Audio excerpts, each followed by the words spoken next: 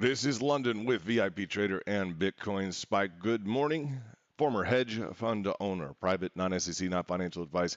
New York markets are open. We're going to dig into some of the charts. We're going to look at the technicals. I want to shout out to Tom Bulkowski. Tom Bulkowski is the famed author of several books, including Bloomberg Chart Patterns, including Encyclopedia of Chart Patterns, including, guys, one of the most prolific, robust TA experts who has put the time and diligence into the market, recognized by Bloomberg, guys, recognized by the majority of the top traders. I'll just say, so Tom, I appreciate the books. Thank you for signing them. And I appreciate kind of the recognition of the work that we're doing here at our channel with our group technically, and just your willingness to contribute in the form of knowledge as you can. And thank you for the hand-signed books.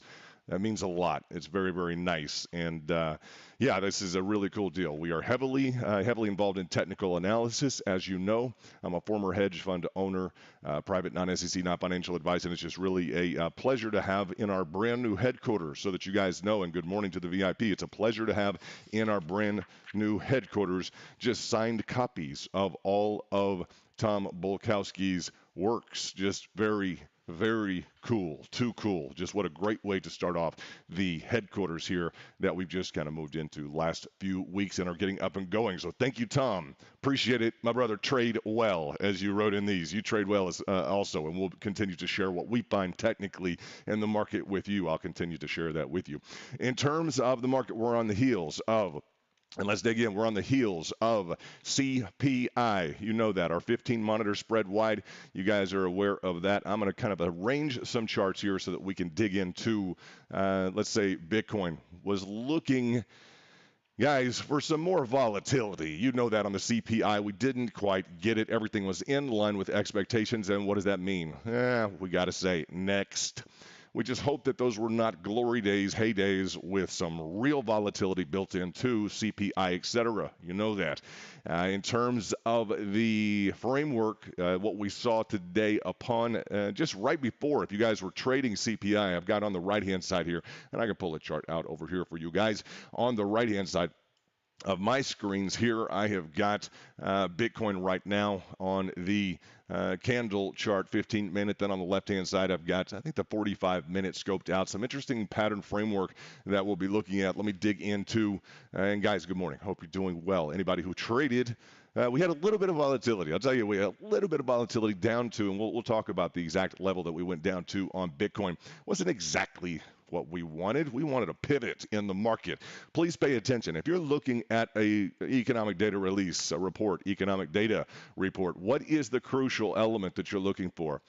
You want something that swings the market so hard, some surprise. Okay, why do we pay attention to like CPI? Why do we pay attention to an economic data report if it were inflation or maybe jobs reports, anything along those lines?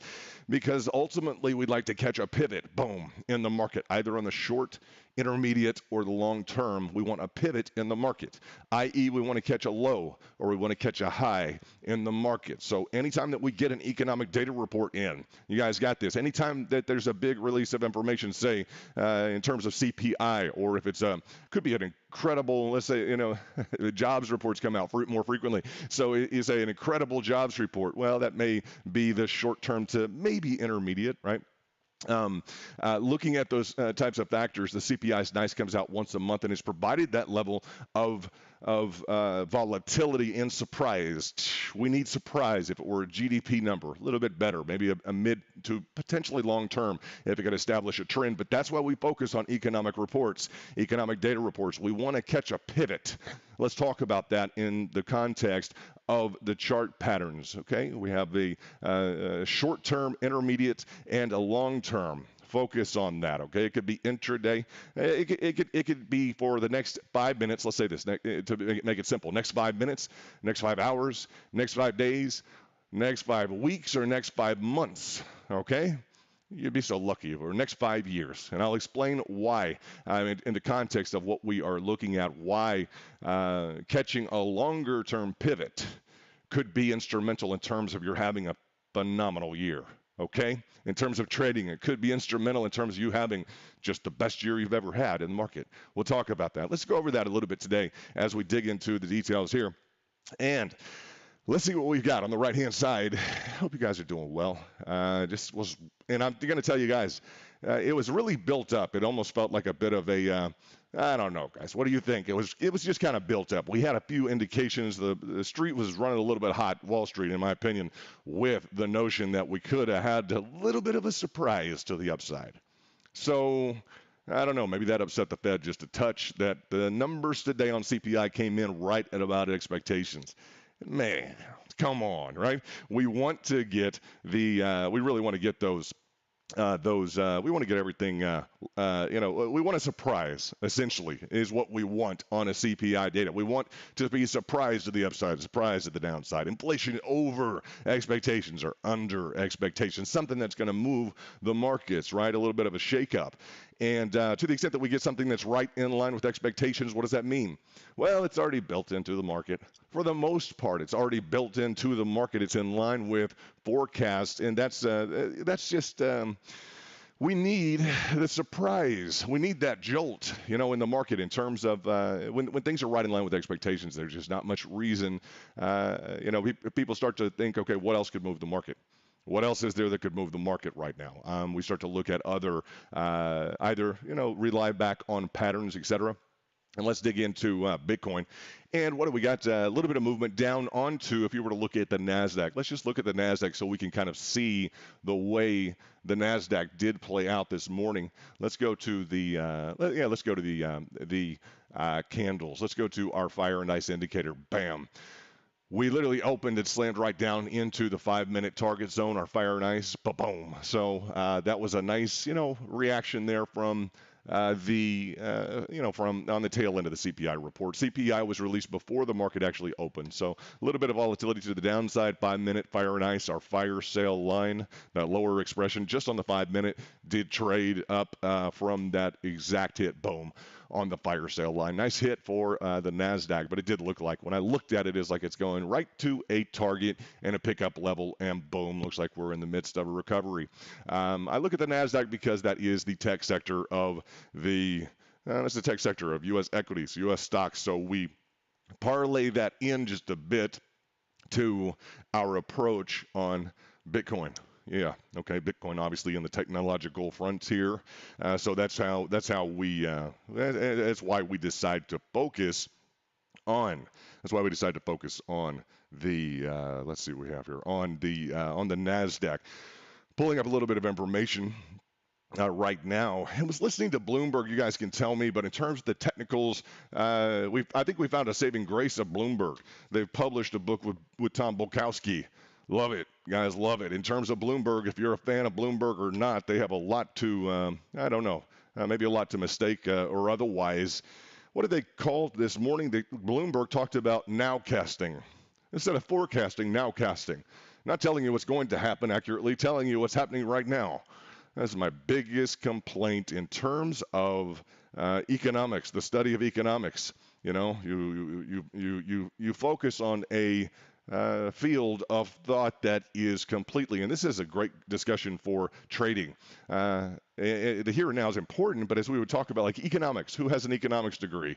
That would be me, right? You guys, maybe. Business, economics, etc. We're all in the same ballpark here. But as you would look at and I'm digging into Bitcoin, we're looking at a pickup as well on the 15-minute double hit. On that 15-minute, let's see if we got the double hit on the fire sale. 5-minute picking up, just like the NASDAQ. Looks like we're experiencing a bit of a recovery. And we'll talk about the level that we did hit down into. We were covering it in the back with our VIP number one trade group. You guys know that. And excited about, hey, there's Venus. Just sent you a text. How are you, Venus? Nice to see you. Boom. And there we go. There we go. Nice to see you, Venus. So, and Venus, I think you were here in the beginning. Bloomberg. Chart patterns, Tom Bolkowski. Very cool stuff, huh? Very, very, very cool stuff. I'm going to show this to you live in case you weren't here at the very beginning, but I did a shout out to Tom Bolkowski, who is a foremost authority on technical analysis. Isn't this nice? Just the hand-delivered literal, Tom took it to the UPS. station gave me, along with his other, he said he's clearing off his shelf and literally just gave me some of his books autographed for our headquarters. That's very nice, very classy thing to do, huh? Classy, huh? And Bloomberg, a little bit of a feather in the cap because they actually are aligned with Tom Bukowski. Okay, that's a good thing, huh? Okay, in the midst of what they may choose to do or otherwise. That's nice. We'll take that. That's good. Looking at the framework in terms of the chart patterns, let's dig into and Sol with some decent volatility. Phantom, I've been telling you guys, right? Yep. Phantom. It's just I have to bring it up. I don't know if it has a utility or a use case beyond that which has been instilled in the minds of the people who can't just let it go. And I think there's a lot of people who can't just let Phantom go. But I bring it up because it is on a super drive mission to the moon or crash through the crust of the earth. It's literally one of the two, guys. Literally Phantom FTM, and it trades with decent liquidity, which is why I will bring it up. When you look at Phantom, it's last day in 6 hours is up 23% from the equivalent preceding low to the left to the current price is at 23%. Enough liquidity concerns that I'm not going to trade it, but enough volatility, consistently enough volatility, guys, that it just has to be somewhat discussed. Just to say hi, we're paying attention to Phantom, which was a great mover in 2021. Still not a mainstay. Keep it in the keep it in the pantry next to the whole wheat bread for the kiddos. It doesn't reach that. It doesn't meet that threshold in terms of long term. We got them. So I cover Phantom just because something's really moving on the screen. Gallo will do that as well. Sheeb sometimes does that as well. And as the conversation continues to devolve, you literally just have to have gambling money. I just got to tell you guys, and I know the guys that do and gamble heavily. Nice pattern incidentally on. Let's pop it to the upside on BTC. Nice move on Bitcoin, huh? We identified the specific descending wedge, and I like the candle wicks on the 77-minute are nice. Let's flip to the hourly real quickly. The 77-minute is one of those time frames, and it was mentioned by Venus yesterday. Shout out to Venus. What's going on? It was mentioned by Venus yesterday as having a bit of a need for a focus at VIP. I focus on the 77-minute. Why? Because it has a bit of a reputation for providing traders with a slight, I'm not going to say advantage, but insight into what may be going on and hidden from the other time frames, right? As you look at BTC rocking good. What are we at? Where are we at in terms of Bitcoin? Up 1.56%. Hey, we saw the rebound on NASDAQ, and we're getting some action on Bitcoin here after the open of the New York New York exchanges. So New York is open. We just hit into our golden short line, which has interacted for profit right now on the 77-minute. Traders engaged, boom, at that golden short line, and it paid on the 77-minute. Noted on that 77-minute. Quick take, as I say, Jackie Chan hands. That's it's one of our VIP statements in terms of Jackie Chan hands. I mean quick karate style, bam, bam, bam, hands. Jackie Chan hands. I mean, some of you want to trade throughout a number of minutes, hours, days, weeks, months, years. We'll cover that today in terms of the pivots on the short, intermediate, let's say mid to long and long term. Kind of focus. But one of the best things that I see, guys with VIP, and shout out, nice hit on the 77-minute that we're looking at in Venus. I just want to complete this thought before I go on into the next segue. But looking at the 77-minute, isn't that a nice feature here? Bam, nicely demonstrated on that 77-minute, right? In terms of that reverse triangulation, nice to see that. We would have an expectation in terms of and it's an interesting point to bring up. In terms of the patterns in play right now, we can take a look at the repeat notion of guys, the repeat patterns, I should say, not notion, but the repeat patterns that are on the screen right now. We have this expansion to the downside, right, which play to the upside. This is a, guys, it's a broadening wedge. I just say we call it a bell. We like to rock it to the upside, a bell pattern formation. And I do say because we rock them in the VIP, and they can rock to either side. They can rock to the downside. They can also push to or below a level of support. That's it, guys. They can. When you see traders get real excited, it's a reversal pattern. It's a reversal pattern. I'm going to tell you guys, these are highly probable to the upside. 72% of the time, you're going to break through this level of resistance.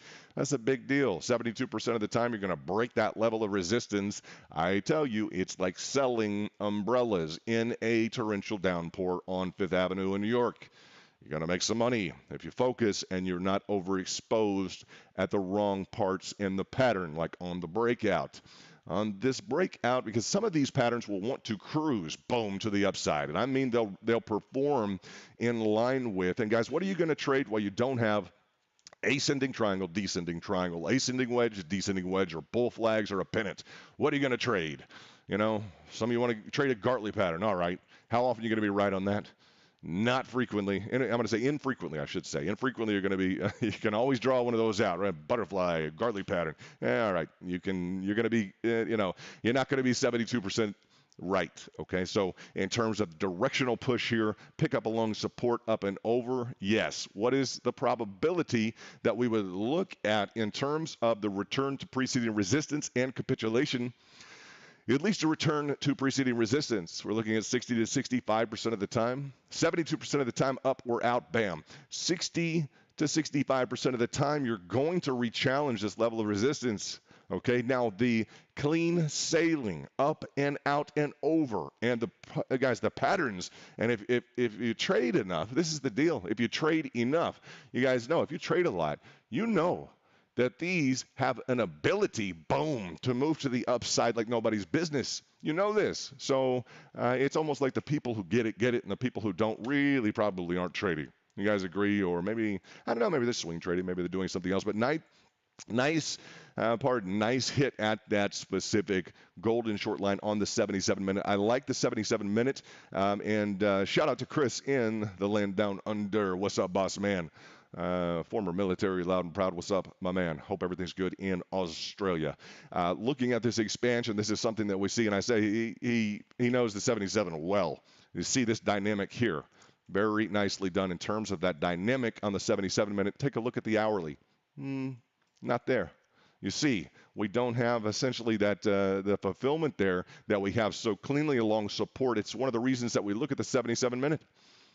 Clearly demonstrated right now. Look at that, guys. You see how evident that patterning is on the 77-minute with that symmetrical broadening reverse triangulation. Okay, exactly the symmetrical reverse triangulation, which exactly is just a symmetrical triangulation, right, that we would see in reverse. Boom. You see how nicely that's demonstrated on the 77-minute time frame. Bitcoin up 1.76%. Nicely done. And boom. Jackie Chan hands. Golden short. What does that mean? In and out. That's it. Nice booked trade. Capiche. You guys got that. Absolutely. Absolutely, guys. So when we, and I mean in and out, quick hands, right? Karate style, like you're in and out, guys. You're in and out. Okay, that's one of the dynamics of Fire and Ice as we look to complete patterns to the upside as we have any kind of weight potentially to the upside. Let's talk about additional patterning that's going on right now with Bitcoin. Let's talk about this flat top resistance that we have been eyeing. And this repeat of this expansion here, bam, just count it as such. This is the second time that we have had an expanding, leading, guys, broadening wedge, okay, to the downside. We call these bells. They rock to the upside typically, but they can rock either way.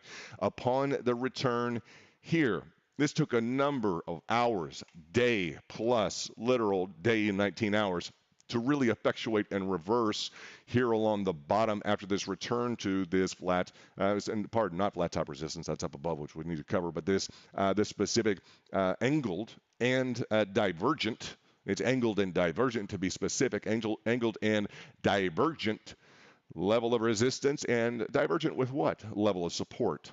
So we have a few issues to consider. Convergence, just like moving average, convergence, divergence. We have, what else do we have? We have convergence or divergence, okay? Going further apart, okay? Divergence. We see a divergence between support and resistance. Who's on support? Buyers on support. Yes, entry, bam, bam, bam. Yes, sellers where? On resistance. Retesting that level of resistance is a phenomenon. We see 60 to 65% of the time, without a doubt, without a doubt. Looking at the move to the upside, what is being explored, what's going on with Bitcoin. And nice to see it kill that 4-hourly. Very exciting to see it kill that 4-hourly. If you're going to dig into a time frame, I don't want to pick the 45 minutes. I just don't. All right, it's par on, and it's a in terms of don't. I've gone to the 45 minute about 3-4 times personally this morning. It's not one of the more popular time frames, so let's stick with something that's a bit more well known. How about the hourly? Let's stick on the hourly. The 77 minute was doing fine. And as we were to look at the dynamics here, let's look into the hourly. Let's explore what we're getting is called a pull back, okay? Now, we did not surprise. This is the thing, as we got the CPI data that was more or less in line with the expectations. Gas prices up a bit, no problem. Bitcoin up 2% now. And looking at Solana up 5%. ADA, Cardano up 2.78%. Phantom rocking at 11%. I'll probably continue to mention Phantom here and there. I don't mind if there's not a single VIP that trades it. I don't mind at all. If you trade it, don't hide your trades. Let us know how you're doing on it. I just hate to lose the focus on Bitcoin, right? It can carry immense amount of cash. The liquidity provisions on Bitcoin are phenomenal. Okay, it's just potential for manipulation, etc. We're really with a good horse. We're riding a good horse on Bitcoin in terms of those larger entries, larger trades. You may find complaints, okay, as you trade some of those other smaller coins. So we focus on Bitcoin. You guys know that. So looking at the second feature here, okay, in terms of that secondary expansion, broadening wedge. To the extent it's popular or unpopular, that's fine. Not a lot of trade groups are going to have, and I'm so fortunate to have this, a set of books from Tom Bulkowski, Bloomberg, a set of them autographed. Boom, that were just sent to me by Tom Bulkowski. Literally, guys. So, Tom knows what he knows. I'll tell you, and you have no idea the amount of work that Tom has done. He focuses on the failures of the patterns, just so that you know. Guys, the amount of work that this guy has done, unbelievable. It's believable, but he really dedicated himself to the cause of TA. So when people want the quick, easy answer, I don't know. We'll take what we got. We'll take the right stuff. It's what we're looking for, is the right stuff. And I'll just, without a doubt, just shout out to the VIP. It's very exciting for us in our new headquarters to have been in communication. I've been in communication with Tom Bulkowski, and I've just told him what got him, guys, just so that you know, what got him a little interested and kind of woke him up is I showed him the algorithms that I've created, right, that are in play, that caught the bottom of Bitcoin on the daily. He saw it, he knows it. Fire and Ice that our VIP have access to, and I showed him some additional work that we're doing and some conflicts that I noticed between his work in statistics and Elliott Wave International. Ooh, everyone wants to boo. I'm just telling you guys, right? I think he especially, but understanding the nuance of it. But I did show him some of the work and the structural features that I bring to the VIP in terms of probabilities, how we phrase things, some of those infographic cards that I deliver to the VIP that are very visually intensive. And he saw some of those. I delivered those to him. He's like, oh, they rock the bells. Okay, interesting. He notices a conflict between my work between the empirical data. And that's the most important thing. As you look at Tom Bulkowski, it wouldn't be his opinion, Really, it's not his opinion. It's just literally the amount of empirical data in the market. That's just it. You guys know that. So it wouldn't even be a personal issue. Oh, Elliott Wave disagrees. Okay, well, they disagree with the empirical data. Makes it very unemotionally charged, an unemotionally charged discussion, right? Very nice. Looking at this preceding pattern on Bitcoin, let's clean up the chart just a touch. Let's do this. As long as this won't mess me up in a few seconds, let's try and do this. Let's see if I can get and hide this. There we go. Looking at the pattern framework, we discussed the potential for a pullback. Nice to see that 4-hourly and noted. Nice to see the 4-hourly, that perfect. And I got to tell you, it was a perfect setup for a CPI that could have surprised way, way, way far to the upside. That we just had that head and shoulders just glooming in the market, just literally like, spelling doom potential. Let's look at that again, just forecasting and providing a bit of a sinister foreboding, possibility here in terms of that perfect head and shoulders, left shoulder, head, right shoulder, giving traders, I got to tell you guys, giving the traders a willingness to really focus in my opinion, on CPI. Could it be a real bad CPI? And the possibility was there, in which case we really could have got a forecast signal from, let's say, a confirmation on this forecast signal, boom, to a lower level nearly immediately on Bitcoin, which of course would have affected the crypto markets. Taking a look at the fallback provision that we would be at, or that would be in consideration, it would be the following, okay? A less aggressive. I told you guys there are two packs of bulls right now. Yes, one pack of bulls ready to pick up at the most aggressive channel line feature, okay, which has picked up right now. That's the first pack of bulls, all right?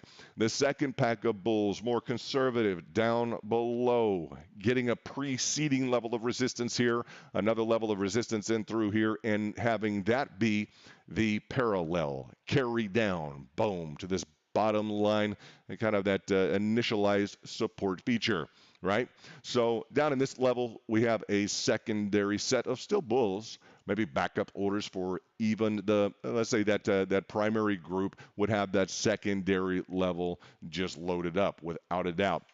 So that 4-hourly perfect head and shoulders micro still noted potential for a shock and awe, boom, syndrome to the downside if we were to get it, guys.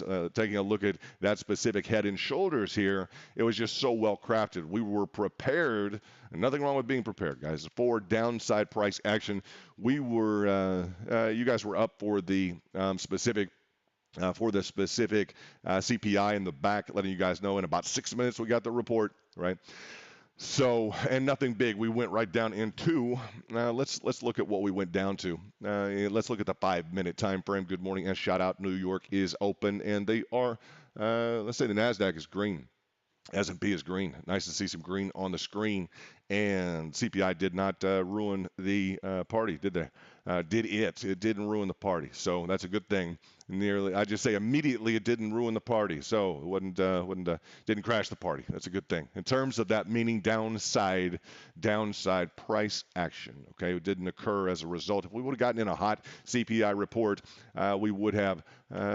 I think we'd have more Fed involvement potentially was the ideology or the theory on the street, Wall Street, et cetera, that we were at least paying attention to. That's what we heard. And I believe that. So that does make some good sense there. Level of resistance, right? Level of support. This specific preceding ascending triangulation below. We didn't quite get back to, and pay attention, didn't quite get back to the flat bottom resistance to confirm as support until CPI. Boom. And that was the level that we immediately went down to here. Bam. You see that. So preceding, this was the CPI, and we dropped before the CPI. Noted yet again, almost like a bad conspiracy theory. It's like before the report. Why are we getting the volatility before the report? We pay attention to these things. You guys know that. We definitely pay attention to these things in terms of the notions that even the White House addressed. And I pay attention to something that the White House spokeswoman is going to address it, which she did, spokesperson, pardon. And the The issue was there a release of CPI? Was that several months ago, 2 months ago, in terms of a front run on the move of the actual data, economic data reports? That's been addressed by the White House spokesperson. So that's relevant, guys. That's very highly relevant. Second pattern to go to the upside, right? And what we essentially can do if we decide to remove these. But the second bell pattern, like we rock the bells, second bell pattern that we have seen move to the upside. This has the volatility that we would be looking for. What would this line be? Yeah, the line. As we were to identify this line, the carry down. Okay, you can go to your 8 hourly or 4 hourly, draw your parallel channel across the top, then bring that line down. Bring that line down to the level of support. That is the line that has been tested and picked up, and bulls have saved this day in terms of that specific level of support. Okay. Always looking for, when you see, and pay attention, VIP, whenever you see a move to the upside, always try and construct a price channel. Always try and forecast where bulls may be coming in to the picture, without a doubt. And there is Scotland. Hi, Scotland. How are you? I hope everything is good. I hope you're doing well. And shout out to VIP. What do we focus on as VIP? What do we focus on? We focus on the New York Institute of Finance. Okay, we focus on trading, real trading. We do not, as a group, ever, period, bar none, ever, Scotland's from overseas. So I want to direct this to anyone who is overseas who may not know about our group. We never, ever pump and dump, ever. And if you do, and you're VIP, you will be kicked out of our group forever. That's it. So if anyone, just so that Scotland knows and everyone knows who we are, and he's overseas. We have a great overseas contingent of traders and have had an international presence. But some things may go on overseas that domestically here in the U.S. may have a bit more of a taboo approach. And it may not be an intentional thing with Scotland, and we can shout out to Chris in Australia. Australia and Scotland. I don't know how the crypto scene is there, but as we look at our group, when we say New York Institute of Finance, we just mean pro trading tactics. We really try and stick to that because in the United States, the pump and dump is a big problem. And it may not, maybe that's not the impression all over the world, but as I greet someone, a VIP from Scotland, I have to reinforce that. I get to reinforce that. That's just who we are. We're not interested in anything affiliated with the pump and dump. We're just not. So we stick with the New York Institute of Finance. We stick with Bolkowski. We stick with the authorities on TA, without a doubt. So that's who we are. People will show up in their VIP and they're like, well, I just made a ton of cash on Baby XRP. I go, okay, Baby XRP, Baby XRP Shoonerific Doja style, whatever this coin was. And like they show up and they've got all this money.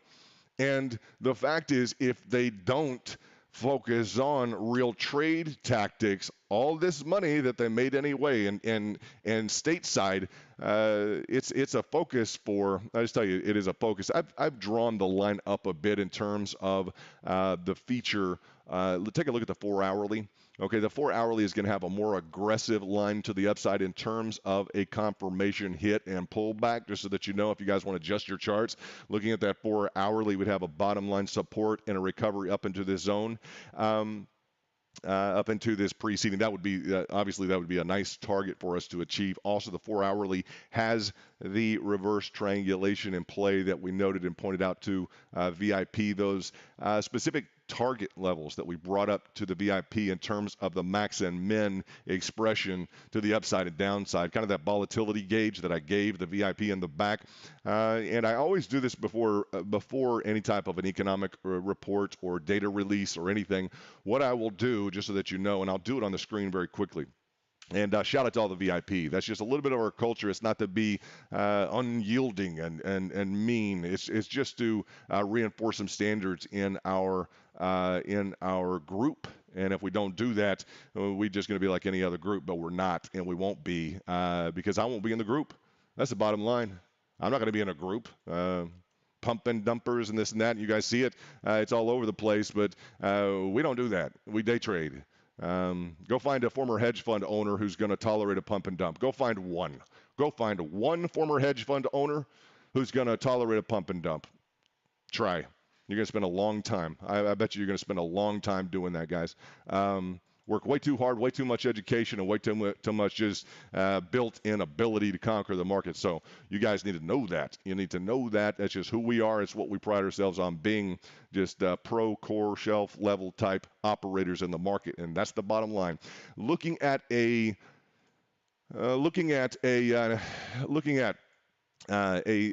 steep shelved, let's see, descending wedge has been on the map in terms of pattern development.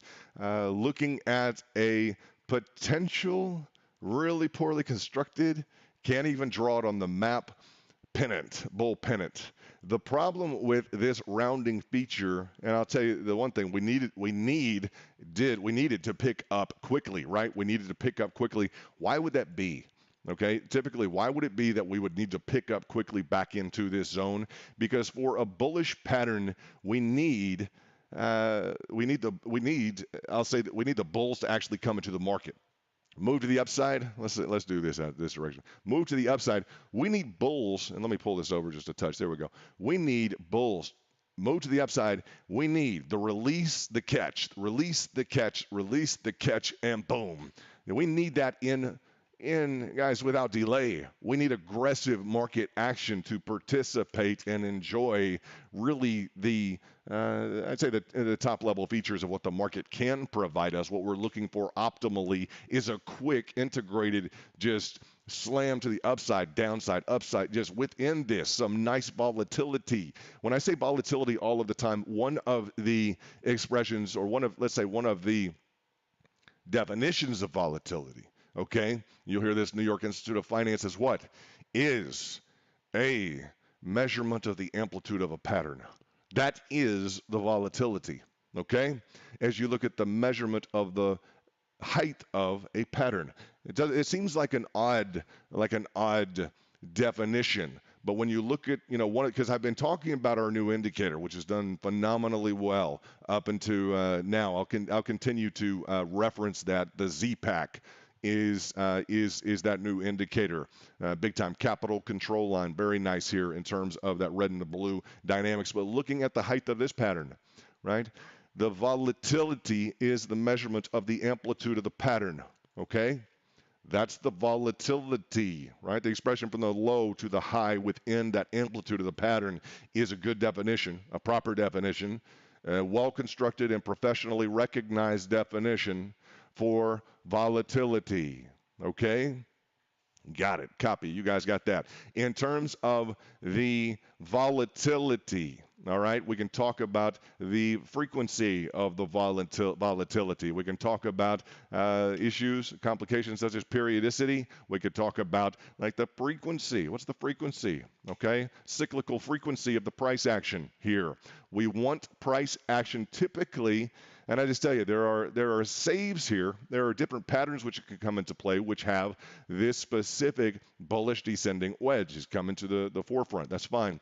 Looking at, however, our real preference is, again, when we have a move to the upside, we are going to be looking for, bam, move to the upside and a quick consolidation. We want buyers here going crazy, releasing on resistance, picking up on support, relentless price action. That's what we want. So this slow, abrogated, well, kind of lazy, I guess, let's just let it go. Well, let's go ahead and pick up. The CPI is over, and let's see what we want to do. That's fine. Could it be working in tandem with the fundamentals? Sure. But we like that free and clear, just off to the races. No need to waste. This is wasted space in here. You guys know that. It's just wasted space down here. We have a period, don't tell me, of 20 days of wasted downside space. Wasted opportunity for volatility in this zone. 20 days of wasted space. Still, I'll just tell you guys, still in this area, if you wanted to double your account and you were a good enough trader, You could do it in a matter of a couple days, in a matter of, a day, depending upon the volatility. The more volatility that you see, the better trader that you are, the better returns you're going to have. Okay? The more we see a movement in price, the better trader that you are, the more your account should reflect profits. Capiche? You guys got that right, okay? So we like the volatility. You say, oh no, it's too much emotionally. Prices caved back in. Sure, sure, sure, sure. Yeah, sure it has, right? As we would look at that, we want the volatility. We don't want wasted space. I don't like typically smooth, slow, dribbling, rounding effect to come into play. I just don't prefer it as a trader. I don't like to see wasted space. I want to see volatility in what we're trading and a nice, just I mean, look at how much space in here could have been traded, right? This is more time sideways with limited volatility. It just is. If you were to look at this space across the top, that rounding feature, it is an additional. What is this, guys? As we look at it, we can sure conquer the time in this market, can't we? Take a look at this. And good morning. This is London, former hedge fund owner, private non-SEC, talking about the markets, which are up slightly after a dip post CPI. Tesla having a green day, 4.29%. Have my eyes on Tesla. Not bad. Good job. Microsoft doing well recently, too. We pay attention to a few stocks just for the fun of it. But look at Solana up 6.88%. Look at ADA Cardano up 4.23%. Matic is tough, guys. Matic. We traded the heck out of Matic. You guys have not seen a trade group trade like we traded on Matic. 4.16% on Matic to the upside. ETH up 3.56%. Doge up 1.57%. And it's a nice day in the markets. We'll keep it there, and I'll just mention that Phantom. Phantom up. What is that Phantom up? I got it. Yes, 11.62%. Some people minted cash on Phantom. I just don't know if it has a business plan to it. If it does, let me know if it still has a viable business plan. That'd be great. Some of these low-dwelling cryptos, do they still have a viable business plan? A market recovery would give that indication that most of these coins have a viable business plan. Unless you talk to Gensler. Ouch. Did you guys hear Gensler? Ouch. Yeah, Kraken. Ouch. Ouch. Yeah. Gensler pulling out the guns. If it doesn't spell Bitcoin, Gensler is going to pull out the guns. The SEC pulls out the guns. If it spells Bitcoin, he's fine with it. It's just like gold. It's no problem. He'll sit down classes full of MIT students and be the extraordinary erudition framework, component that's going to teach people about anything that spells Bitcoin. If it doesn't spell Bitcoin, he's going to have some problems with it. They just wreaked havoc with Kraken. So we don't need to do business here. We don't need to do business in the United States of America on their staking programs. Gensler just doesn't. Validly put. I mean, I guess he can't stand to just watch. He just can't stand to watch. But he's, if it spells Bitcoin, he doesn't have a problem with it. Looking at the framework on the 4-hourly, let's dig into it. Now we will talk about the data releases. Let's talk about the short-term, intermediate. You could say intermediate short to intermediate long to long. Okay, you could go short, intermediate, and long, and you could have some subcategories in terms of your pivots that you're trying to catch, in terms of the trends that you're trying to identify, in terms of the patterns that you're looking on a smaller, either micro, and we could go micro, smaller, intermediate to, let's say intermediate, long-term to long-term, larger time frame. So from the micro to the larger time frame, that scale of adjustment that you go through when you adjust your trade expectations and timing, and your timing, right? Your timing, let's say profile on your trades. When you are looking on the 15-second, you are on the micro, man. Mrs. or sir, you are on the micro. But look at what we get on the 15-second. Not bad. What we just talked about, pay attention VIP. Pay attention. Look at the 15-second. What pops up? 15-second time frame. Most of you tune out completely. What is the 15-second and near exact replication of right now? Exactly what we just looked at on the 4-hourly. True or false? True. You guys see this. The 15-second right now, as you were to look at the 15-second, let's just pull this down just a touch. But you see this rounding feature we were just complaining about on the 4-hourly. You see this wasted space even on the 15-second, that we'd like to fill this block in with additional volatility represented on the 15-second micro time frame, okay, as opposed to the 4-hourly time frame. Let's jettison back to the 4-hourly time frame. Let's fix this chart back up so that we can all appreciate what we are looking at. And you see a near exact replication of the curvature to the upside consolidation, swing up and rounding across the top, right, with the drop, and then pattern formation pick up along support, and boom. Now I tell you and encourage you to look at the smaller time frames, to trade on the smaller time frames. Why? Because look at the 15-second. That 15-second literally looks exactly like that 4-hourly. We have that rounding. Here we have the consolidation and the move up in that specific, that specific rounding top formation. Now, this is a great example as we just initiate the discussion. I wanted to talk about this today and said that I would in terms of the short-term, mid-term, let's say intermediate, and then the long-term considerations on your trades, catching a pivot, okay? Digging in on the 15-second. Now, because we have the reference on, and let's not go there in terms of the comparative between the 4 to the 15-second, 4-hourly to the 15-second. Okay, let's not go there necessarily right now. But the trader wants to know, okay, if we have the 4-hourly looking just like the 15-second, would we expect a drop down like we just got on the 4-hourly? Okay, anytime we have a move to the upside, what are the traders doing?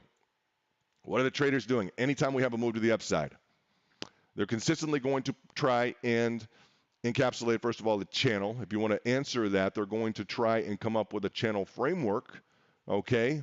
They're going to grab a level of support, and they're going to carry down, okay? They're going to try and establish a pricing channel, okay? That's going to take a little bit more time than just a quick draw. For the most aggressive bulls to pick up in the market, little bit of a shielded angle across the bottom, which could be pulling bulls in just a touch, okay? So there's a balancing act right now that's going on between this level of support. Let's see if we can get rid of this green background just a touch here. Good morning. Hope you guys are doing well with this New York Open, which turned green after, I'd say, as expected, CPI. As expected, CPI, no real volatility. Slight volatility just before the release of the CPI, which has us raising an eyebrow looking at why would we have volatility before the CPI?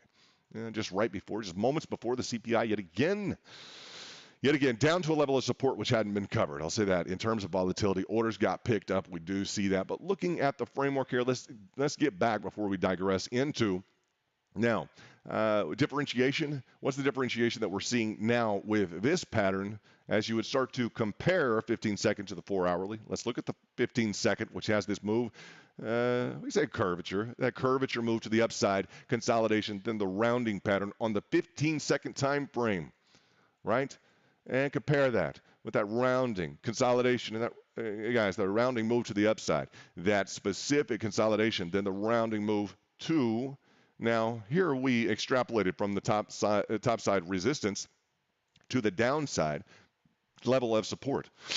As we would look at the downside level of support, what will we be focused on in terms of the 15-second right now? In terms of the function of the data release that we just got, the economic data release, what is the key focal? We want to capture in the market, and pay attention, listen, and focus. We want to capture in the market, guys, a pivot, okay? Now, you can schedule in and you can try and capture a pivot on the 15-second. Yes, you can try and capture a pivot on the 15-second.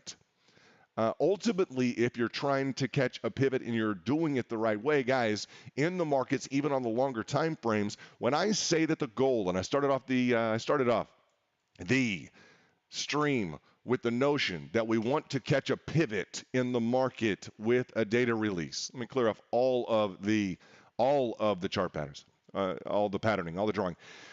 When we are trying to catch a pivot in the market, boom, boom. We're trying to catch a pivot in the market. This is a pivot. This is a pivot on the daily. This is a pivot. This is a pivot. Each and every one of the corners that are turned, each and every one of the valleys, guys, or the peaks, is a pivot in the market.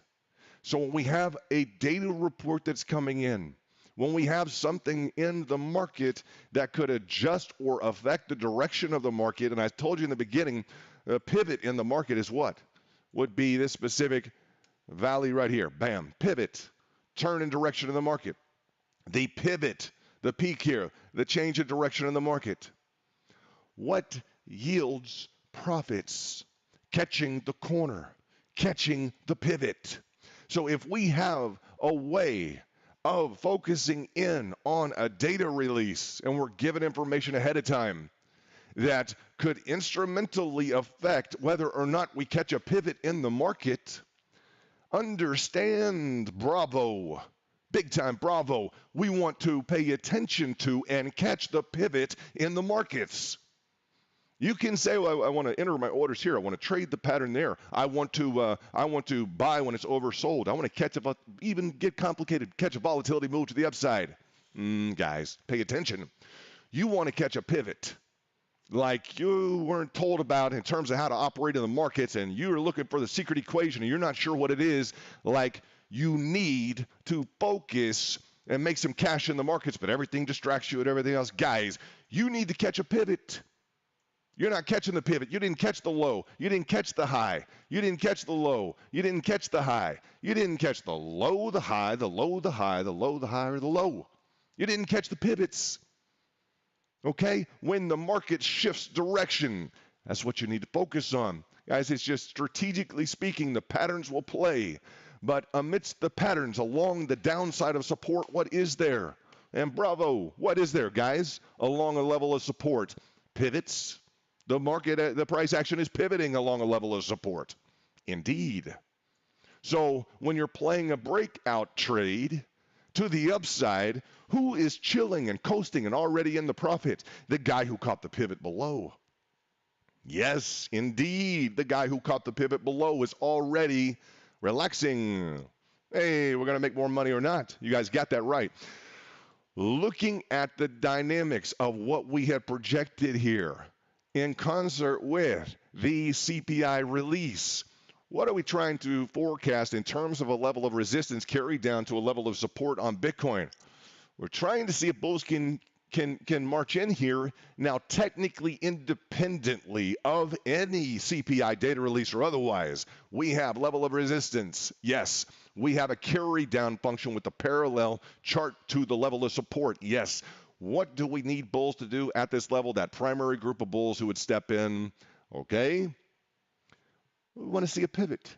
Now, what are the expectations that this would be a pivot that would be either, and pay attention as you get further into your chart patterns, I'd say into the larger time frames, this is a long-term pivot, right when Austria stepped into the mix in terms of that taxation of Bitcoin. The top 69,000, Austria stepping in and saying, we're going to tax your Bitcoin. Boom. Right? What happened here? Big time pivot. If you own this pivot, you want to talk about some bragging rights. Now, most traders want to get involved and want to trade like 2,000 times between here and here. Indeed. No problem. No problem. You can make a lot more. Still, would feel nice to own that pivot. You guys know. It's like, man, I could just own the top of Bitcoin. Still, maybe. You'd probably be trading even if you own the top of Bitcoin. Probably. Maybe, depending upon how you're set up, right? Maybe. Depending on how good you are, right? Depending upon whether or not you're scheduling in and covering the field. Other discussion, different discussion, okay? But the pivots are where the action is. It's where the money is. The pivot across the top here, pivot across the top here. The turn in the market, the turn in the market, that turn, boom, in the market, the turn, even this, in the market.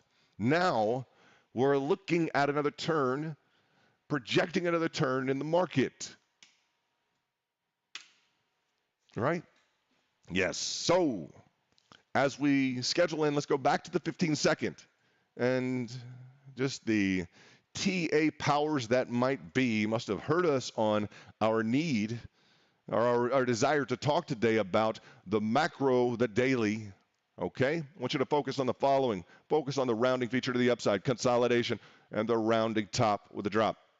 Focus on this kind of snake-like pattern, okay? Take it into the 15-second. Literally redraw what you're just looking at. Literally redraw what you just looked at. Where are we at on the 15-second? Hold on. 15-second. There you go. There we go. A snake-like pattern. Repeat it on the 15-second. Great topic to choose. Don't we agree? Yes, great topic to choose. Great job. Great job. The rounding feature along the bottom, the consolidation, and then the rounding across the top. You see the snake-like feature, just like kind of an S-curve. Call it an S-curve. It's a rounded bottom, rounded top. Okay? Looking at that and comparing just one more time so we don't lose it, so we appreciate what we're looking at in the framework of the discussion. It's perfection you guys are looking at. The rounded bottom, the scoop up, the consolidation, and the rounded top on the daily. The 15-second, exactly. We have the rounded bottom. We have the scoop up and that across the top. That is beautiful, right? Technically, that's exactly what we want, right? So your issue is the following. Question presented to you. The issue is the following. Okay? We want to catch a pivot in the market. Yes, we want to strategize around how to do that because you guys know they're valuable. When I say a pivot, you want to catch a high or catch a low, right? Yep. That's what the whole ball game is about, without a doubt. Let me check into VIP, see what we're doing. Go VIP. Hey, Dimitri, what's going on? We'd love to have you in our VIP group, America's #1 trade group with international. I can almost say with joint forces. Shout out to Chris in Australia. I just studied. I'm not in military, wasn't in military. I just studied military. I love strategic military intelligence. That's my deal. I like it. I just like it. That's my kind of side gig. I enjoy it. Certified at like the master's level on that stuff. But cool stuff. So looking at what our goal is, we want to do what, guys? We want to catch the pivot. We got it, okay? Looking at the larger time frames, boiled down and deduced into the smaller time frames, you have a par on par rounded to the upside. This operation within, as of right now, operation within this specific curve, right? Yes.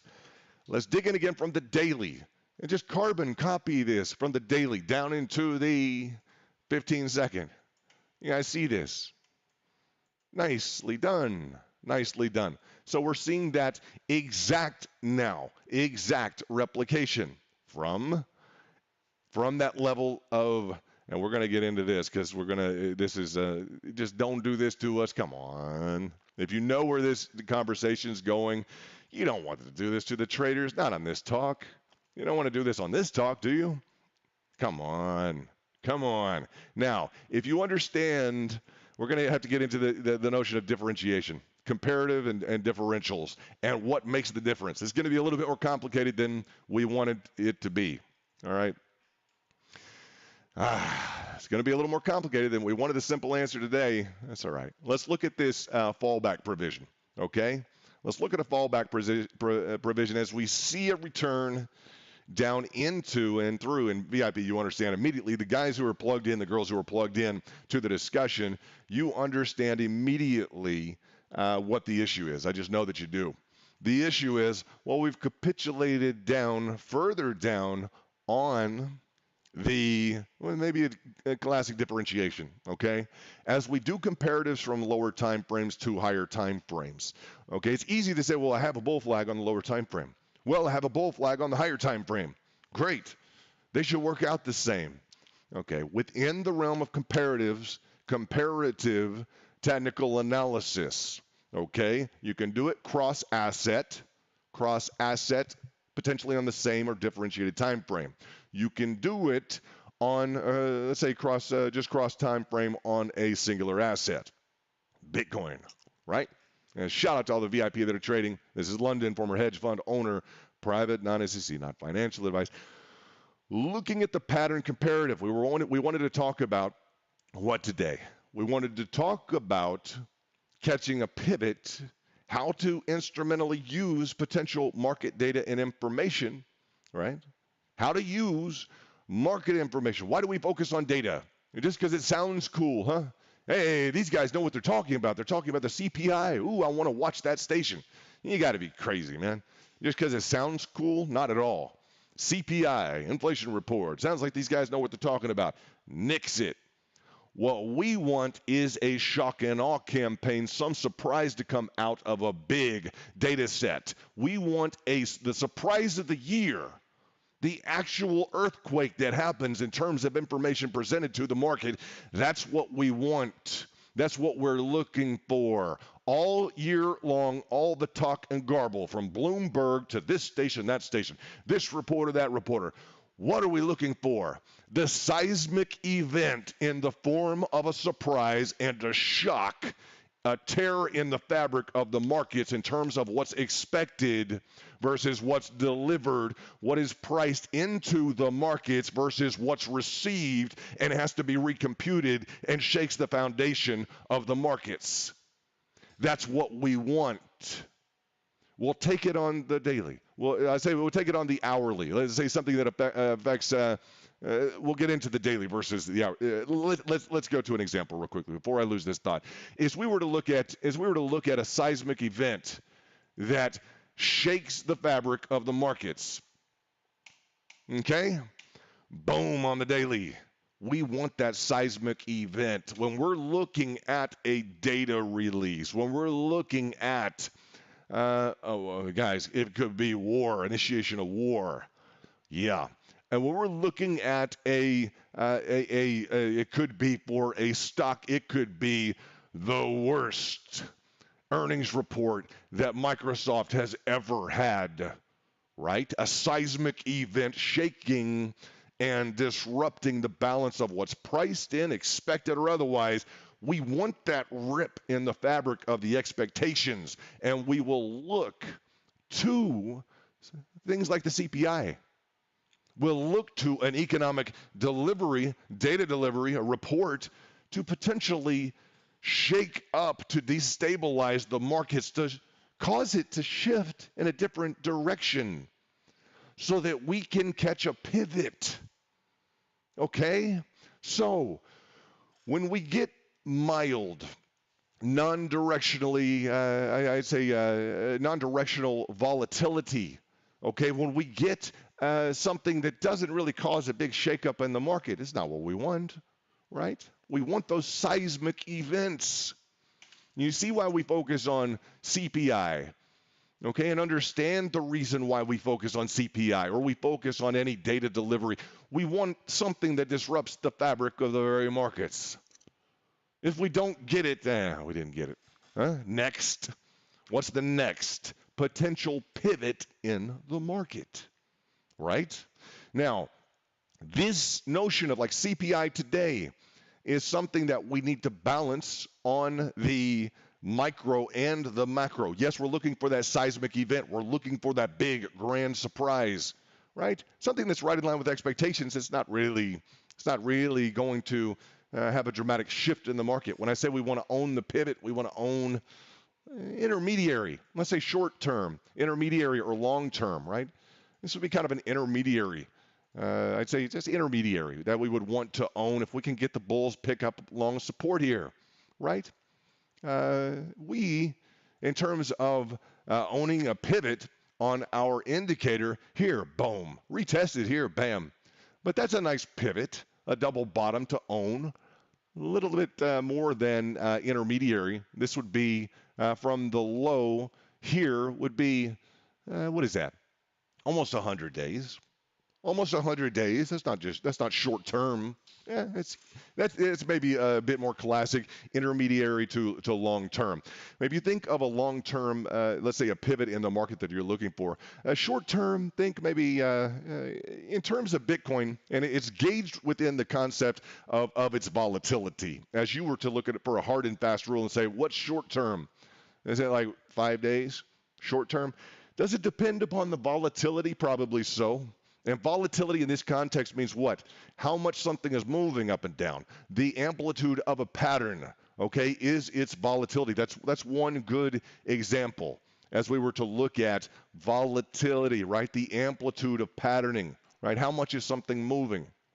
Okay, so to an extent, the definition of a short-term feature is going to depend upon, let's say, overall scope, volatility, cyclical factors start to weigh in as well, right? You say, well, it's a short versus long term. We'll look at Bitcoin over the preceding number of years. Boom. Okay? Preceding 3,000 days here. Bam. Okay, as we were to look at this feature, as we were to look at the pivot across the top, what becomes relevant is what, guys? If you want to own a macro long-term pivot, I'm bringing this up for a reason. Please pay attention. If you want to own a macro pivot, either a high or a low in the market, how many macro pivots are there in the last 10 years here of Bitcoin? How many macro, meaningful top-line pivots are there on Bitcoin? You want to own one, right?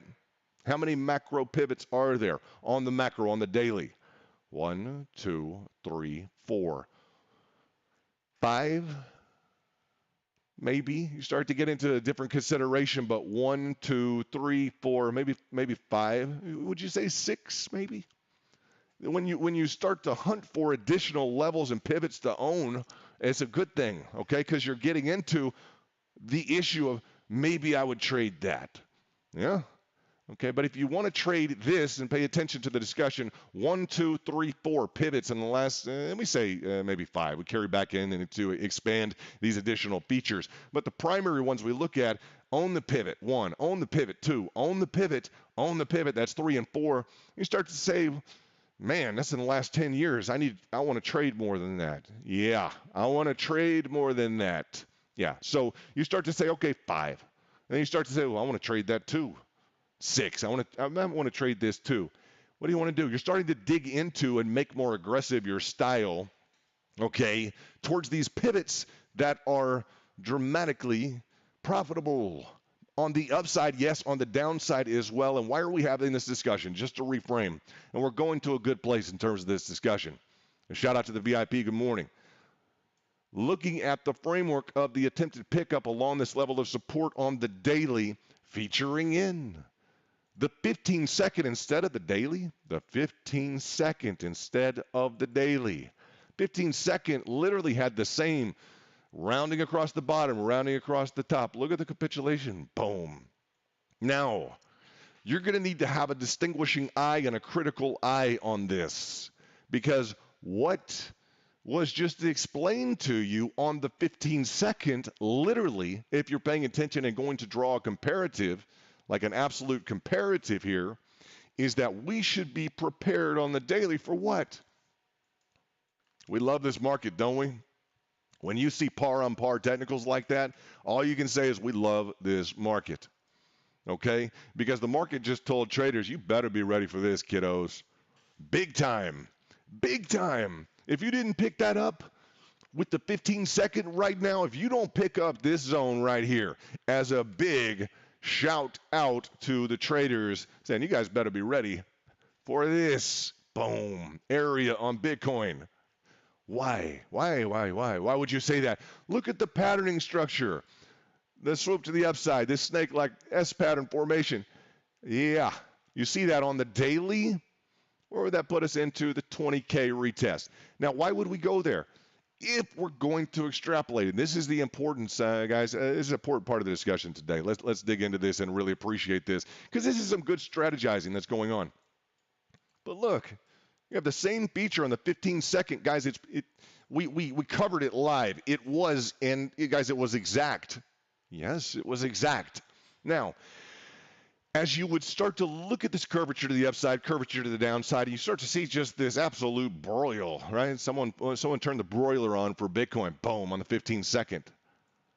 What you'll need to start to do is engage, yes, your technicals, yes, your oscillators, your skills in differentiation, okay? As you start to look at differentiation, you look at a return move, encompassing this, it's a really well laid out discussion today, because amidst a perfect par on par 15-second to your daily, right?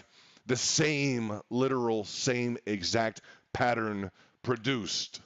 Okay? It just did. We saw a cut down deep dive on 15-second.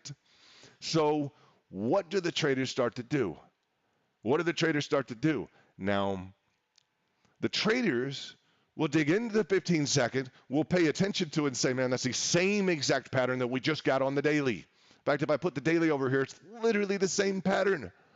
What is the potential here in terms of, can anything be gained?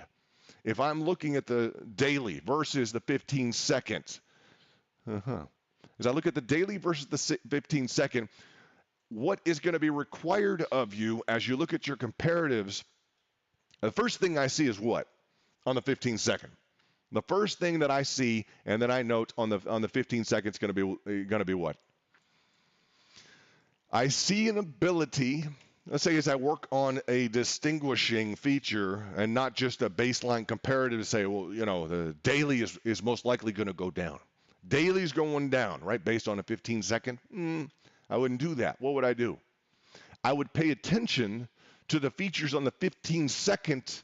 If I'm analyzing this and I'm trying to catch a pivot, I'm going to pay attention to what did the 15-second just teach me, not necessarily about the direction of the price, noted, but what else can I use in terms of my arsenal that looks like the 15-second is demonstrating to me that I need to pay attention to on the daily. Well, on the 15-second, I'm noticing and essentially being taught a lesson in terms of volatility, being prepared for potential downside. I'm noticing that in the structured volatility framework of our capital control line, which is, call it out as RSI, call it out as stochastics, it is a complicated kernel regression weighted formula to exactly gauge the pressure and, guys, the activity of the buyers and the sellers. Leave it at that. Dig into it, complicated fashion if you want to. Volatility, we talked about it. Simplistic understanding of volatility. It's the height of a pattern. It's the amplitude of a pattern. It's the measurement of the bulls and bears and the activity in a pattern, amplitude. I've got it highly calculated here.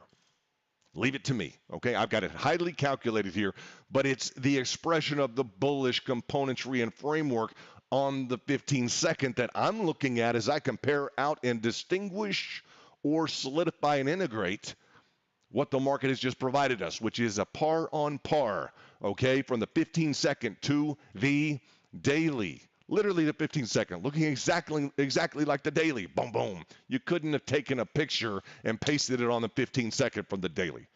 You couldn't have done that and had it look any more accurate. What I'm seeing on the 15-second to differentiate the actual price move, okay, because when the market does this, we pay attention. We get a comparative. We get a Polaroid snapshot. Bam, cut, paste, boom, daily into, bam, the 15-second. And you'll see this. You will see this when you start to approach your technicals with more of a keen eye. You guys see why we don't pump and dump? Who would need to pump and dump when we're having such fantastic protocol discussions in terms of the TA of the markets, what it presents to us? This is why we are who we are. We don't tolerate the other. We don't need to. Let him go. Let him go, guys. In terms of the specifics, what I'm noting on the 15-second is a great wake-up call for the daily as we do the comparative and differential analysis. We're doing, the comparative analysis on the daily to the 15-second because we had the same exact patterning. Let's go ahead and bring in the daily across the top. This could be a bit of a challenge, but I think I can conquer this. Let's see if we can conquer this challenge here. Where is this? What is this here? What do we got on the right-hand side here? Where is this? If I could only actually tell exactly where. Hey, I found you. I just found you. All right, I just found you. Now, I found you, and I'm going to have to literally cut and paste and copy and bring over to the other side. There we go. Trading view, and I want to go Does TradingView always bring up Dogecoin? Man, someone hacked my account yesterday. You guys saw that live, kicked me out of the account, and now Doge. Maybe Elon's team did it. Maybe Elon's team hacked into our headquarters yesterday because anytime I bring up a chart feature, it's literally Doge. That's all right. We'll take it. SpaceX has found a new mission control for Dogecoin. Probably some bad actor in SpaceX. Who knows? Now, pay attention to, just give me a moment here in terms of setting this screen up, all right? If you would be so kind. Boom. All right. Now, you're going to see it. Now you'll see, I just want to make sure that we have this as clearly presented as possible for you guys in the VIP. And the VIP is why we stream, guys. VIP. If you're not a member of the VIP, you join to the desktop computer and only join if you want to beat the market. That's it. And you want to beat it the right way. Go sing your song and dance, pump and dump crew. Go do that somewhere else. That's not VIP. Now, in terms of the framework here, take a look at the top figure. Take a look at that top figure. Take a look at that bottom figure. Now, the bottom figure is what? Let me clean up this chart on the daily, which is on the top right now. The daily, you see that? Okay, so the top line feature, you see the daily. Yes, this scoop along the bottom of Bitcoin, caught by Fire and Ice, the indicator I designed to catch the bottom of Bitcoin. Bam, fact. Not bragging. It's an empirical fact for you to consider as you trade. Let the indicator speak on its own. Designed to catch the bottom of Bitcoin. What did it catch? The bottom of Bitcoin. Boom. And the bad trader will sit and say, the non-proficient trader will sit and say, and start to think, well, did you catch it with all of your money? Are you out of your minds? If that's where your brain went and you had to schedule in below with risk, you don't need to be in the markets, in my opinion. Looking at the bottom side catch, looking at the rounding feature to the top, rounding feature, okay, up and over and rounded to the downside. Assess what the 15-second is currently telling you. Assess what the 15-second is currently telling you. Assess the differentiation here as you're looking at this power play to the downside. What did we learn from the 15-second here just now? What can you see here as you work on your comparative between this microcosm and macrocosm, between the daily and between the 15-second? What can you distinguish here? What kind of a insight or strategic advantage if you were to be put through, guys, a TA hammer time? Okay, let's show them on the 15-second what would need to happen on the daily. Let's show them on the 15-second here what would need to happen on the daily. Let's let them analyze it. Let's let the guys who are really going after the market, let's give them a little lesson this morning. Imagine market makers or somebody in some room saying, let's see if we can get them to prepare on the daily via a lesson on the 15-second. Okay, and that's our goal today, is to look at the micro, the real near short term, and the macro, the longer term, with that intermediate balance. Okay, the mid-range balance. Yes. So what I pick up on immediately is the following. First of all, yes, on the 15-second, we had the scoop up to the downside, the rounding bottom, rounding top. On the daily, rounding bottom, rounding top. But you see why we're focused on this. And I told you guys, we lose some people when we go to the 15-second. They just can't process it. They're out the door. If you want to learn a quick and easy lesson in the market, you can do it looking at the daily or looking at the weekly. How many lessons are you going to have a year? How many lessons on the daily are you going to have a year, guys? Look at this on the daily. Well, you maybe have, if you want a topping formation, one, and there's two lessons in the last few years here in terms of a topping formation. Oh, you're going to be a slow learner, guys. You have all these opportunities to learn at the 15-second time frame. I tell you to dig in at the lower time frames. Engage in your 100 rounds in the lower time frames. See what you can extrapolate and apply to your higher time frames with, yes, typically bigger amounts of cash. but hammer into those lower time frames. See what lessons are presented on the micro, on the shortest term, on the, guys, if you have your long-term trends, you have your shortest micro-term trends.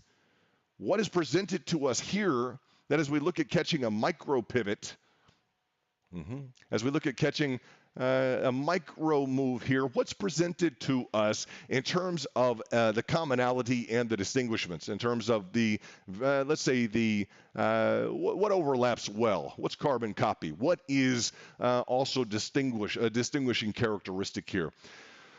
Immediately what you should go to, and what most of you have gone to, is the following. And let me see if I can actually bring this up on the top chart so you can see on the daily what we're looking at on the specific 15-second. And this is going to be important. Where are you? There we go. Now I'm going to have to do this. Let me see if I can bridge the visual just a touch more. Okay, now,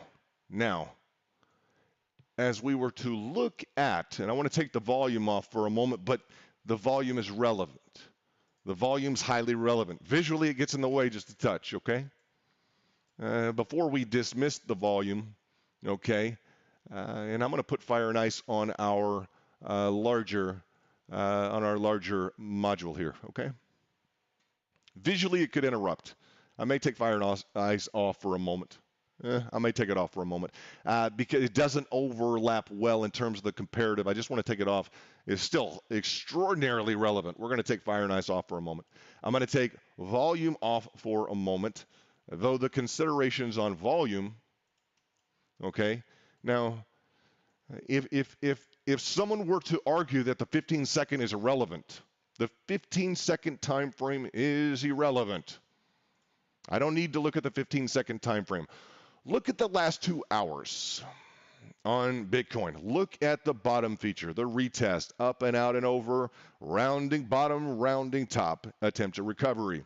Now, instead of the last few hours, look at the last 100 days on the daily chart. Touch, retest, rounding to the upside, rounding to the downside. Touch, retest on 15-second, rounding to the upside, rounding to the downside. Picture perfect lesson built to be tackled if you are interested in advancing your understanding of the market. Literally, I mean, are we plugged into the technicals? Yes, we are. So the feature which pulls itself to the forefront in terms of the technical foray, guys, the technical requirements of the market.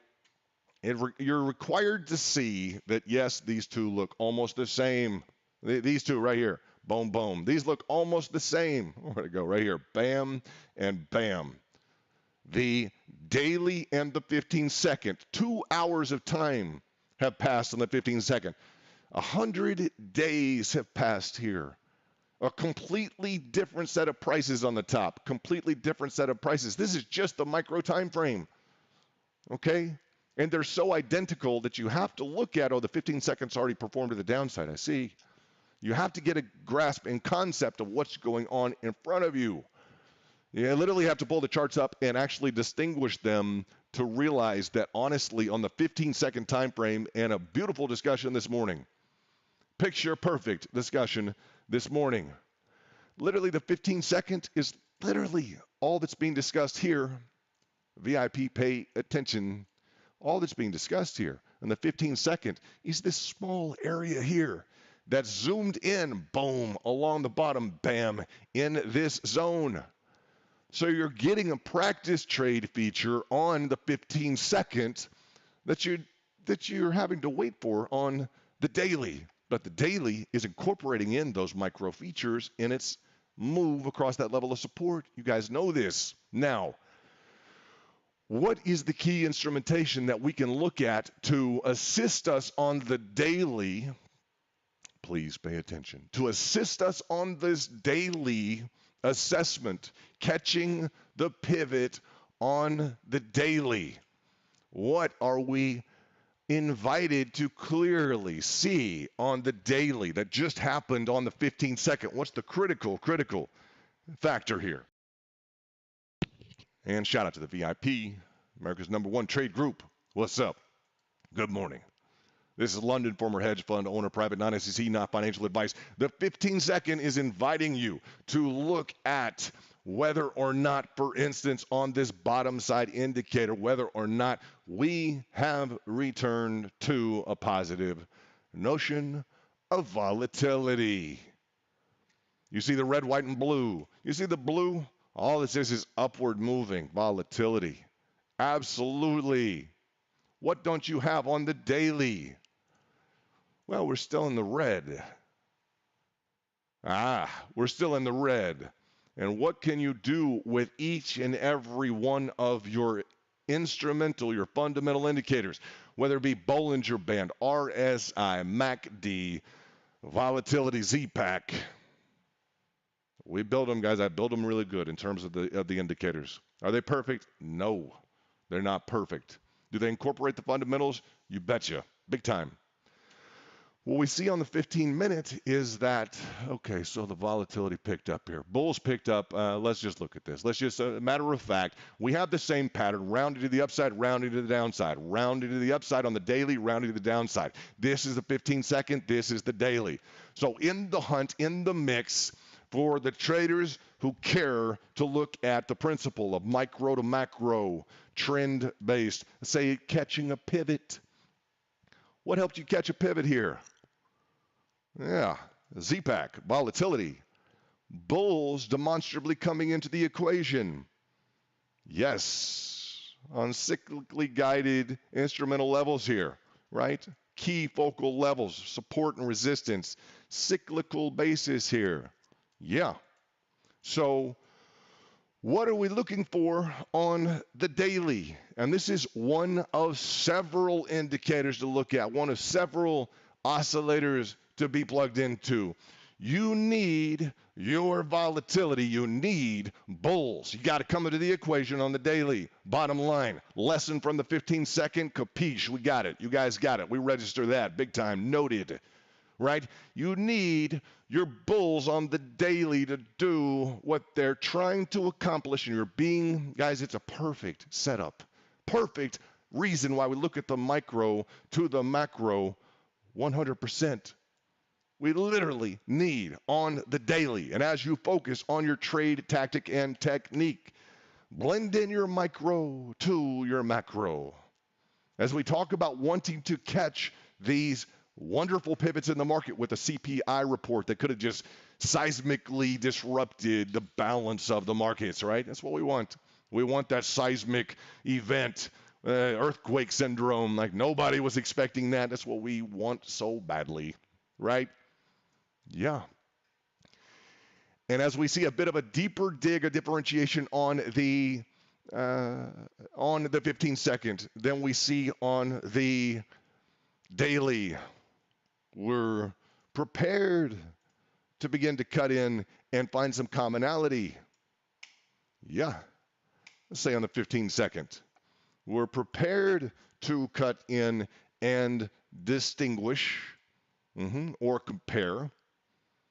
Let's see, to analyze or distinguish the features that we can pull into this daily. Nicely done. We appreciate having these lower time frames. You don't have to have them. It's nice to have them. Let's get rid of that volume. Still relevant, difficult to, I don't know, a little bit visually complex, but highly relevant. You guys got that. So this is the issue. As you catch this feature on the micro time frame, 15-second, pay attention. This is a short-term play, micro, matter of minutes, seconds, really, seconds, building into minutes, building into hours. As you were to try and catch a pivot on the daily, however, the significance of the pivot goes up. We want to own the daily pivots, be it a bottom or a top, be it a pattern feature, right? We just do. But the same mechanisms come into play on the micro time frame as are going to be applied on the macro time frame. I want you to own the high on Bitcoin. I want you to own the low on Bitcoin. These valleys, right? These peaks, okay? And they will express themselves, okay, within the same required, let's say the required deployment from you in terms of the distinguishing features that allow you to trade the 15-second are going to allow you to trade the daily, which is why we say 100 rounds on the micro, the 15-second. Get in there and chew it up so you can repeat patterns and learn the lesson of what's required and understand the actual framework of the indicators, not just hours, all the indicators, all the time frames. So the notion is this, and the complication at the end of this, aside from a comparative and differentiated feature that we could get into and kind of exacerbate this discussion right now. We don't need to exacerbate it at all. Shout out to the VIP. New York is open, back in the red. A little bit on equities after CPI came in line with expectations. We were hoping for a slam dunk seismic event, some earth-shattering report. We didn't get it. Next. So what we did get was a perfect par on par on par 15-second with the daily. Talking about owning a pivot. Talking about if we had gotten a seismic event style report on the CPI, which is why we focus on them, we could own potentially a big time pivot. We might own a critical feature in the market in the term of something which just disrupted, could disrupt the actual fabric of the markets. Operates so contrary. Why do we focus on CPI? It could operate so contrary to what's already built into the market. It could literally just operate as like this. It could literally turn the events for the rest of the year, or the rest of the quarter, or the rest of the month, or the rest of the week, or I guess just kind of like the rest of the day. That larger time frame, the larger the seismic event, the more impactful the CPI would be, or whatever report we're looking at. Okay? It's what we're on the hunt for. So we didn't get it today. Okay? We'll get into an argument potentially about, well, is it an interrupting factor? A seismic event needs to be an interrupting factor, or it could just be a complacency and allowing a longer-term trend to develop. Certainly relevant. Certainly relevant. But what are you still going to look at, and maybe what becomes primarily important? You caught that, right? If we don't have the seismic event, it could be fine. We could just still continue along our trajectory or path. It could be a non-interrupting event. And we could have caught the seismic event before, and now we're just hoping that we don't encounter any turbulence. Yeah, we are smooth sailing at 35,000 feet. We don't need any turbulence, right? Let's continue this trend on home. We're headed, right? So I like the pivots. I like to trade. Depending upon where you're situated in the market, though, you may say, we don't need the turbulence right now. What is the commonality? What's going to explain and really, guys, really answer that issue for you? Exactly what you're looking at on the daily versus exactly what you're looking at on the 15-second. That notion of what comes into play, your indicators. Yep, on the 15-second, bears engage, bulls engage, bears engage. You guys got it, right? Absolutely. So bears engaging, we see red on the capital control line. Bulls engaging, boom, we see blue. That red, white, blue is important. On the daily, where are we at? On the daily, we're still red, meaning bears have been engaging, right? Bringing this up early capital control line in this rounding feature, boom. You see a spill out, differentiated on the 15-second. That's going to have a different signature.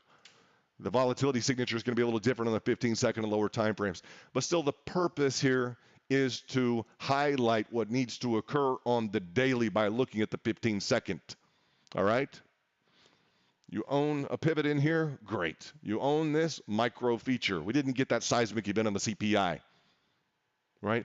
But these micro features are just illuminating in terms of what we need to own a at least intermediary pivot, right, on that daily. So let the micro, let the smallest time frames, those smallest, quickest features guide you and lead you throughout, not just, okay, we spent a long time talking about this, do this all day long, especially incorporated and steadfastly incorporated into your trade technique and tactic when you're looking at the next CPI. It's not a discussion just for today in the first 2 hours. Okay, cool. Yeah, okay, cool. First, oh, I got it. No. What am I supposed to do the rest of the day? Remember this and incorporate it. And everything you do, every time frame you look at, every indicator. Well, as you see, just a flip blue here on the 15-second. Yeah, flip blue. Bulls trying to engage. What's critical? Patterns, right? What gives you the expectation? Where do you want to pick up? I want to pick up right here. Yeah. Patterning is critical. Yes, patterning is critical. It will dictate the extent to which, pay attention, the extent to which maybe one of the best critical features of your trade game, your patterning, will dictate the extent to which you could have a reasonable expectation of owning a macro pivot based upon an entry into a micro chart. A micro price feature, I'm going to pay more attention to a micro price feature, yeah, and schedule in like a hound dog, guys, when I have a more accommodating macro pattern in play. I'm along a support level, say, for instance. I'm along a support level for a macro. Doesn't have to be daily. Could be for hourly, right? But the more that you get into a macro pattern, it's going to dig you into the micro. It becomes more relevant on the micro. And the same elements that you're using in terms of your technical indications, yeah, same elements that you're using in terms of your technical indications, right? What just happened right now? On your technical indicator on 15-second, we ran into a mid-level stall line, right? That moving average you see on the right-hand side, that moving average, the 20 moving average essentially was engaged, boom, on the 15-second.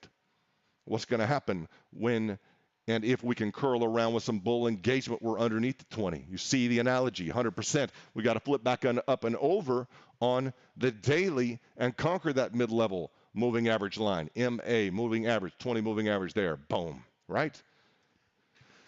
So the more that you digest your technicals, the more that it's not just a pump and dump, what's hot, this and that kind of a charade for you, and the more that you're plugged into wanting to beat the pros. I don't care if you are a pro. You want to beat them? You can. I've seen plenty of traders in VIP just smoke the pros, guys. Blast them. Boom. Telling you guys, VIP trader, Bitcoin spike. I've seen, and they know, the ones that are listening right now that have done it, they know. You betcha. Do you want to beat the pros?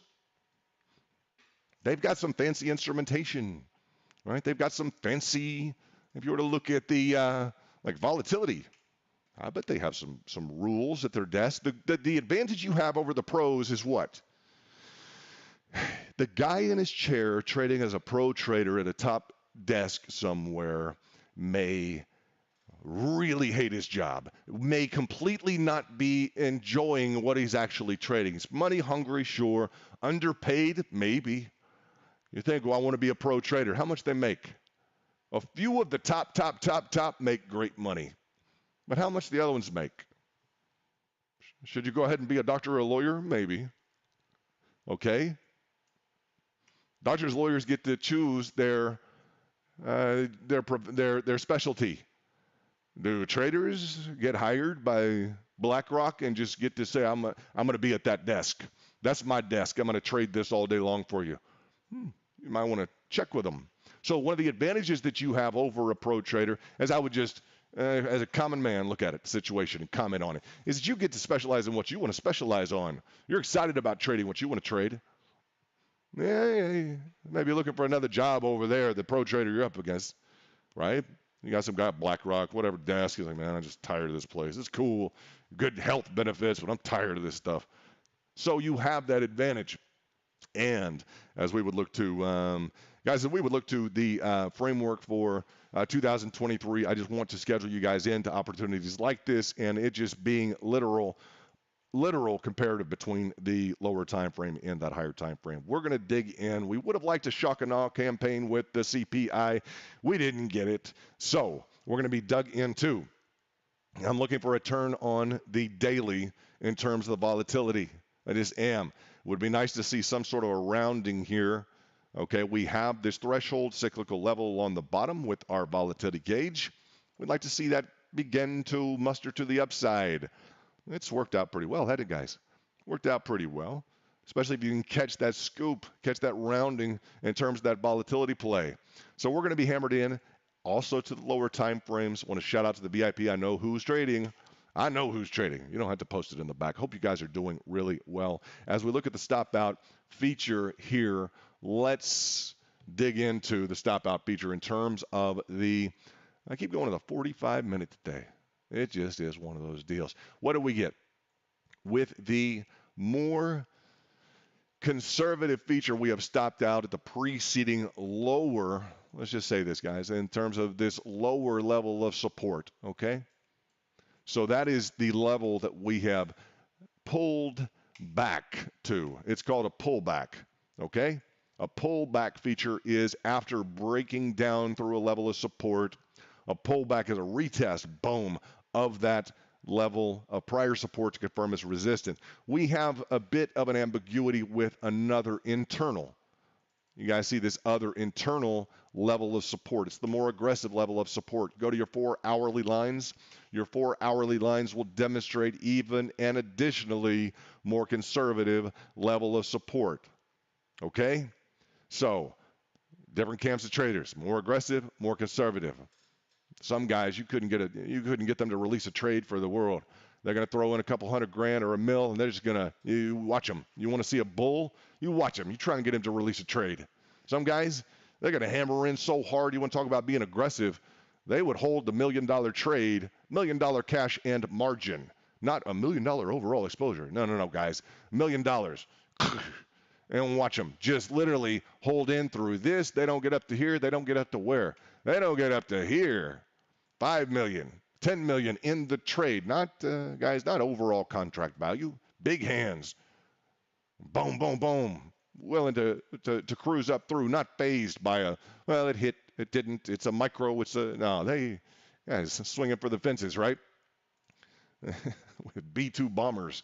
Swinging for the fences with B-2 bombers are some of them, right? Some cool dudes. And some cool guys and girls, ladies and gentlemen. You guys got it right.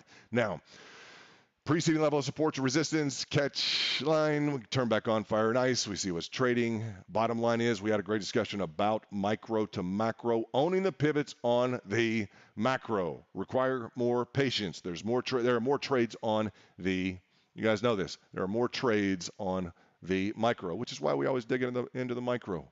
I've been focused on the 45-minute, just out of. We started on the 75-minute. Sorry, 77-minute. Pardon.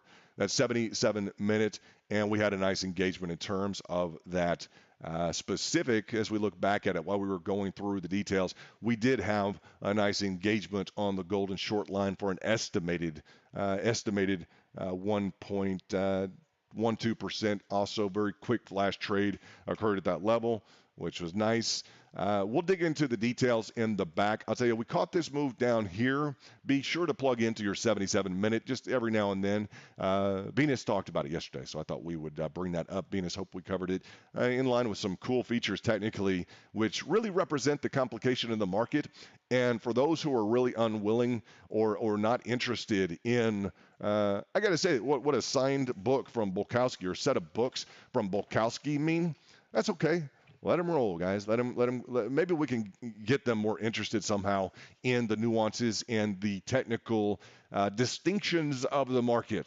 And I mean distinction in terms of not just this one versus that one, but I mean like a real level of distinction.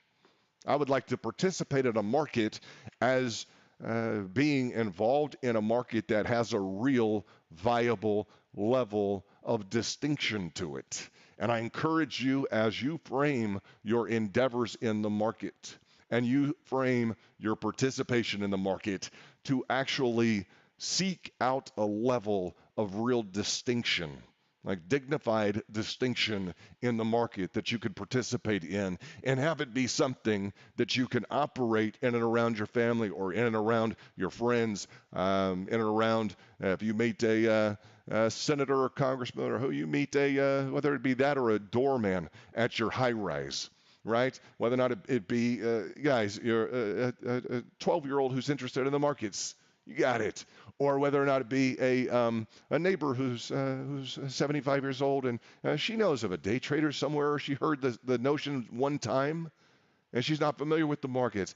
Let your involvement reflect a level of distinction that you can carry forward now through 2023 and through, guys, the residual of this decade if you're really interested in the markets. And I say that because you want to own a pivot. You want to own a pivot in the market. You want to own a pivot on Bitcoin. Well, let that be a pivot for you. If you're not there mentally in terms of what you're participating in, I challenge you. I challenge you. Let yourself pivot in the markets. Let yourself look for a level of distinction and the right answers. And let the other guys who are into the chop shop, hype crowd or pump and dump, whatever it is, let them go along their way. And you operate like VIP. And I just mean that in terms of our level of distinction in the market. We want a dignified experience in the market. That's what we're after. And we have some very dignified people in our trade group. Some will catch the stream now. Others will catch it later. Some are domestic. Others are international. We have some great international friends. Great international friends.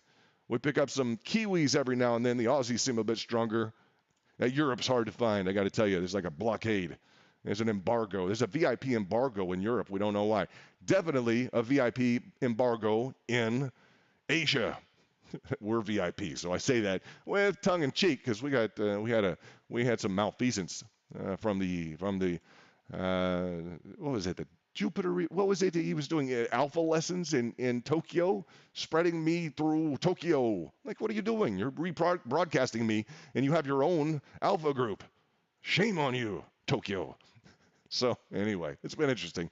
But I say that with all just a little bit of grace implied and a lot of candor, because the markets can be brutal. They can attract a lot of people from a lot of different mindsets, and you can meet you could meet a highly professional, white collar, crisp, near tuxedo level Armani suit that is interested in day trading or does day trade for a living, and you could meet a very ruffian type with no sophistication that heard it's a good way on a street corner to nothing wrong with a street corner. Huh?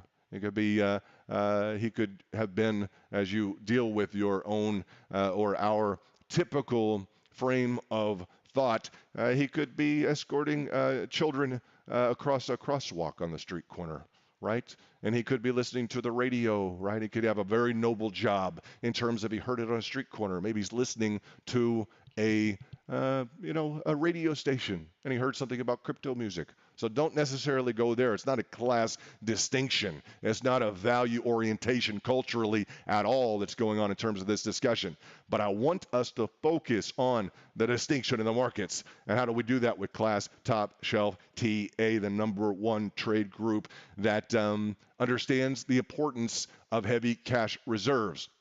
And as we would talk about the fire and ice, I want to shout out to Kevin Page, new member and leader on our website project to try and get that up and going. Kevin, how are you doing this morning? Kevin saw something in terms of fire and ice, and I loved it, and I'll give you credit for it. Love it.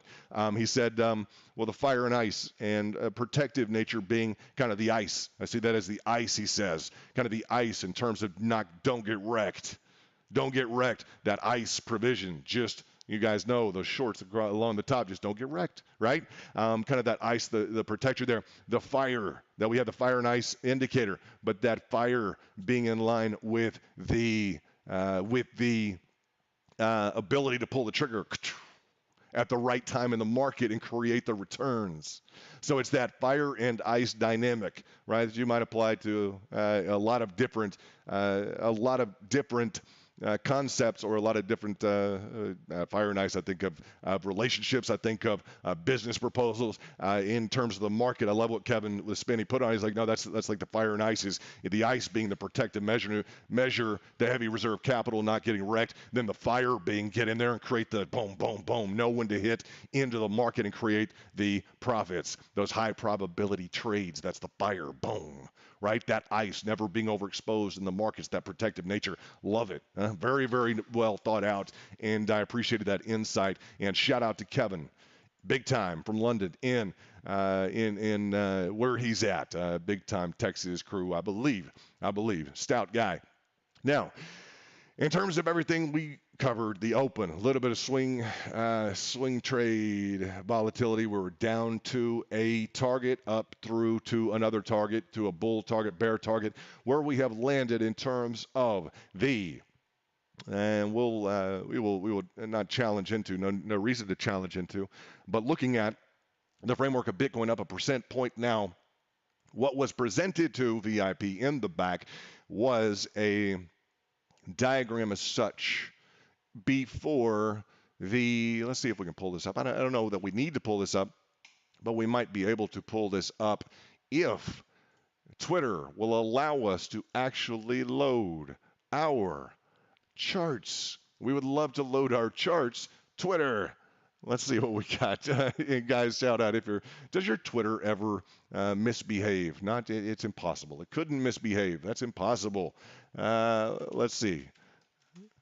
Twitter. Let me see if I can pull Twitter up. I want to show you guys the prep work that I did pre CPI in the back with VIP. And let's dig into what that is, just so that you guys know what my prep work looks like.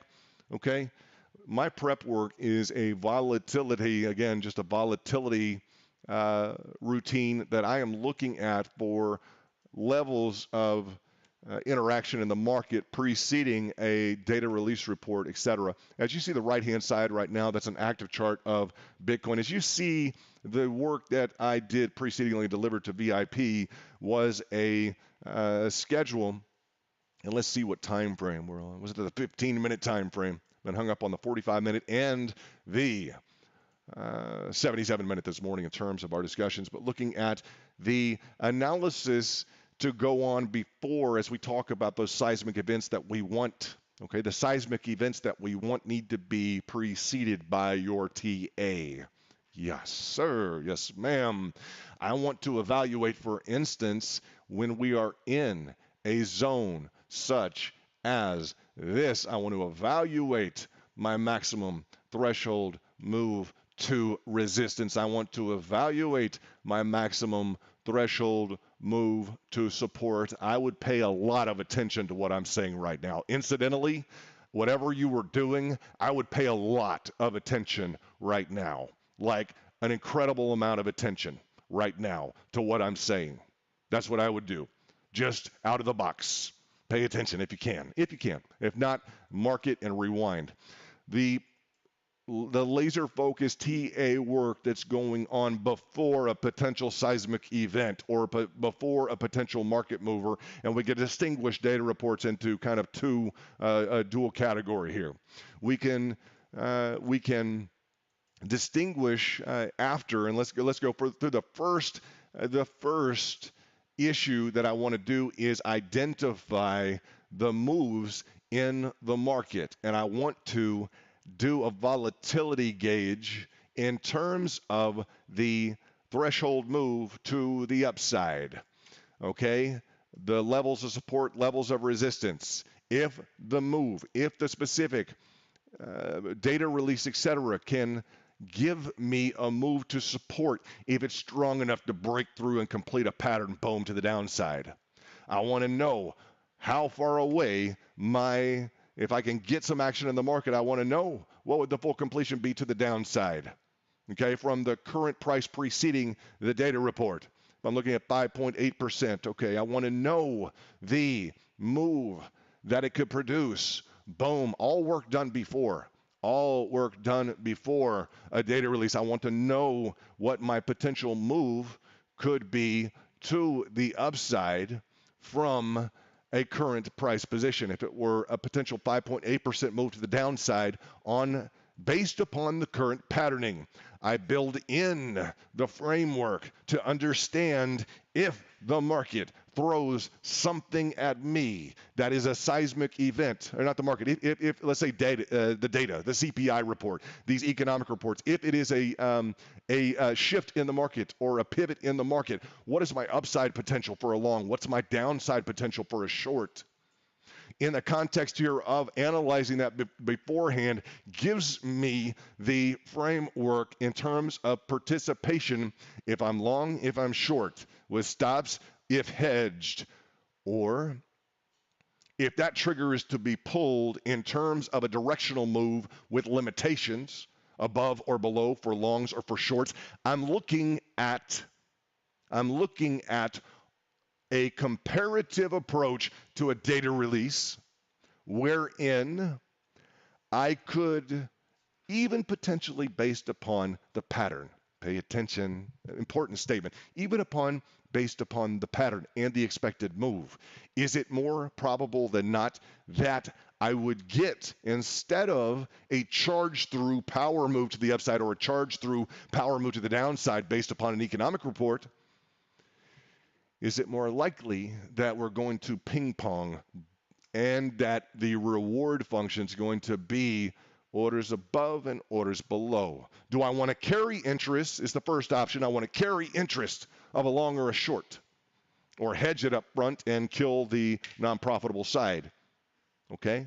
Do I want a carry interest, or do I want to harness the power of shorts set on limit order above and harness the power of longs set on limits below? So this volatility gauge that you see on the top of your screen is going to be the analysis that I'm going to do ahead of time to determine. And if you really want to get sophisticated with this, you'd almost have two desks, wouldn't you? You'd almost have your carry interest in case we get the seismic event, okay? And you got to be good. You can do it by yourself. If you really did it well enough by yourself, you want to talk about trying to beat a pro, pay attention. You'd have a carry interest feature. Let's say I want to schedule in and have a long and a short. All right. I'm going to schedule in and have a carry interest long and a short on a hedge. I'm going to kill the unproductive side immediately. Expect a little bit of a headache every now and then with this approach, unless you are just lightning fast and scheduled in and good. Okay? What you would have is a measurement that you're going to look at on the top screen. That's where we could go to. Those are the levels of interest. Those are your percentage gains, your profit potential, your payout schedule, depending upon how seismic the event is in terms of the CPI or data release. Yeah, we want to know where we're going to. I want to know where the key levels are. Now, if we don't go seismic, what do we shift into? What's prepared on standby? Also on a kill switch. I mean a kill switch, meaning they could disappear immediately. They're off. Right? Why would they go off? Well, arguably, if you had short orders above, why would you pull them off?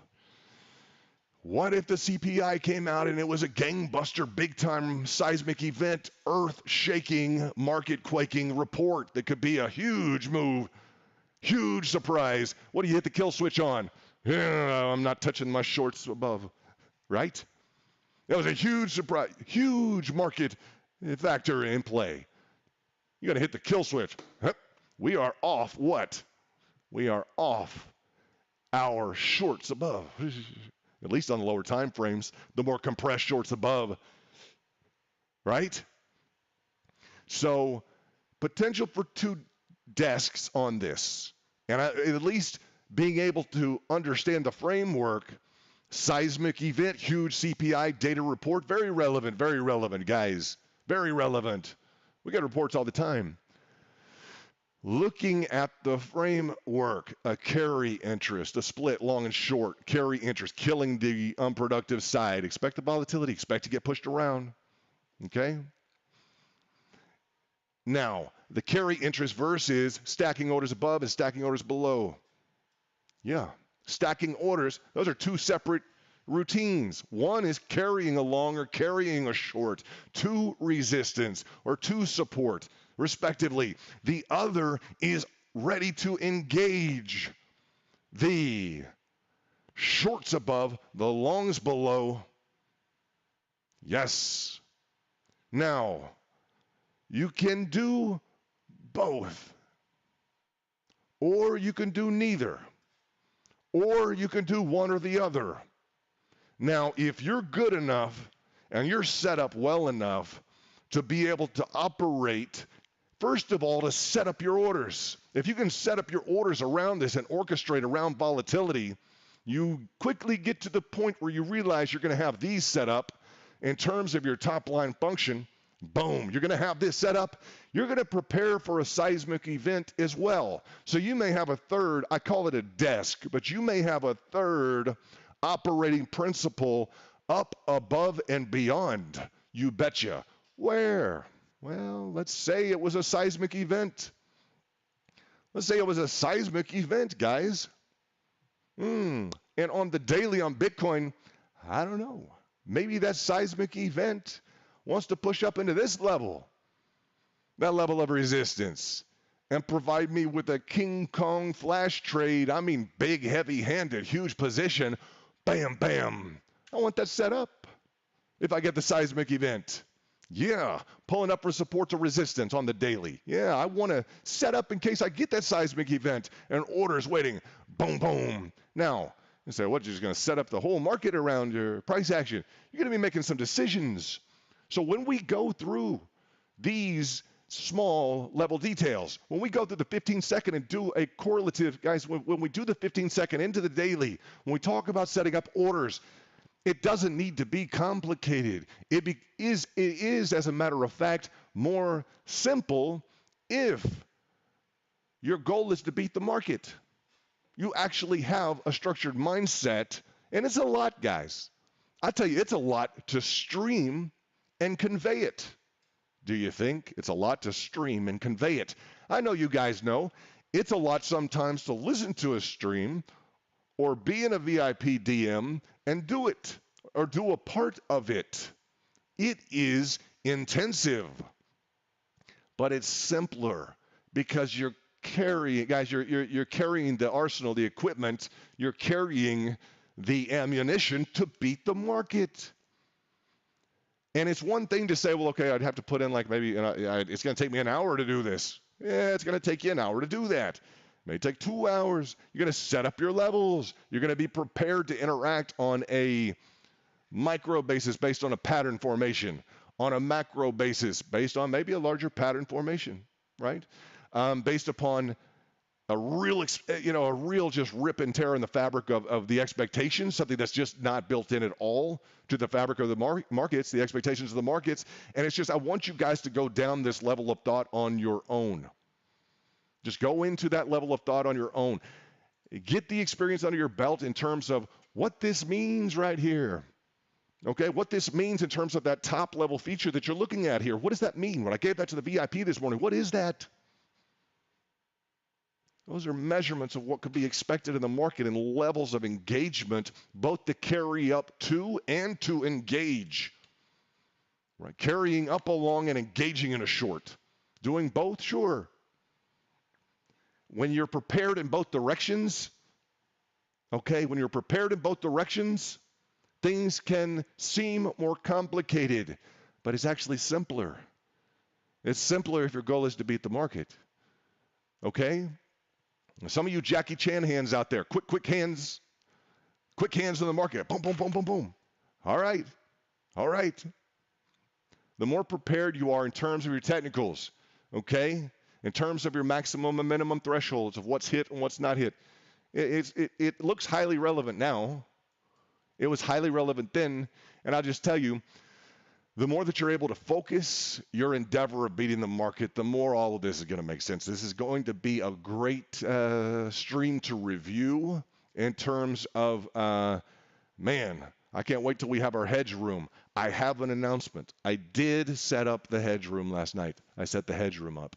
It's going to be cool. That's going to be our group, guys. We're gonna have that hedge room. So I set it up last night. What's up? Very nicely done. So this is a great intro into that and a good overall discussion with the micro to the macro. It's been a good open to the markets. A little bit of slight volatility. Things came in as expected on the CPI. So next. Dang it, huh? Dang it. We wanted it, huh? We wanted it. No sad songs. How do you get a sad song in the market? You lost. It always is. It's rarely the FOMO. You're even kind of excited about that. Oh, man, I know. I missed that one. I missed that trade opportunity. Man, I should have caught that.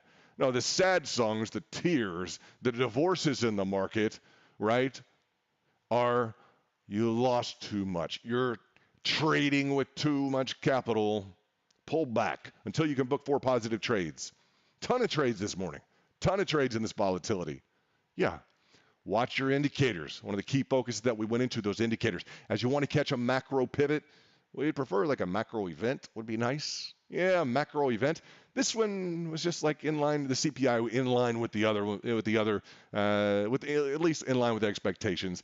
Yeah, we were ready for it just to bite off more than it could chew. It seemed like it was really well set up for that, almost maybe overly orchestrated. Pay attention to what your patterns are telling you pre CPI or before anything, even before market open. Always pay attention to what your patterns are telling you. Okay? Is it a pattern that could just launch to the upside? It affects what you're going to be drawing out in terms of your carry up versus your positioning, your limit orders above or below, right? For shorts or longs, respectively. All right? And work in those dynamics of the micro to the macro. Enjoy the journey. It's going to be a good one in 2023 with VIP and Bitcoin Spike. This is London. Guys, pleasure to talk with you this morning. It's been awesome. And I look forward to seeing you tomorrow. I'll try and cut a tape in between here and there. Was that ice cold short? Man, can you beat the 15-minute? I'm just curious. Can you beat the 15-minute? I'm going to tell you, on both of our indicators, can you? I don't know, guys. It's been tough. What'd you hit? Here, you hit the fire sale. Yes, you did, for a 2 to 3% move on our fire and ice. What did you hit along the top? Well, you hit an ice cold short, right? It pushed the heck out of you, but you did. So that 15-minute has been gangbusters, has been solid, right? And stepping up into the higher time frames, you guys saw some nice interaction in terms of fire and ice. We ran into the hourly golden short as well and we hit into the just shy of an ice gold short, just shy. Ladders and scales are for whales, right? Or for that whale mentality. Ladders and scales are for whales. Yes, covering an upside or downside position. You got it. Doubling, tripling down into a position. Market wants to move against you, just hit it. Bam. You're gonna move against me? Bam. But set up your involvement to where you can schedule in and boom, really take a second swing at the plate. That one didn't go over the fence either. Throw one more down in here. One more down in here. I'm ready for this third pitch. Throw one more down in here. Moves against you again. And it's over the fences. Winning hit, right? And if not, that's all right. I'll be back tomorrow. We're going to be back tomorrow. We're going to do this again. I like that spot over the fence. Nice, cool, and calm in terms of your level of exposure. No sad songs here. Guys, it's Leonard with Bitcoin Spike and VIP Trader. A pleasure to be with you this morning. A shout out to all the VIP, domestic and abroad. We'll talk to you soon, guys. Take care. Bye-bye.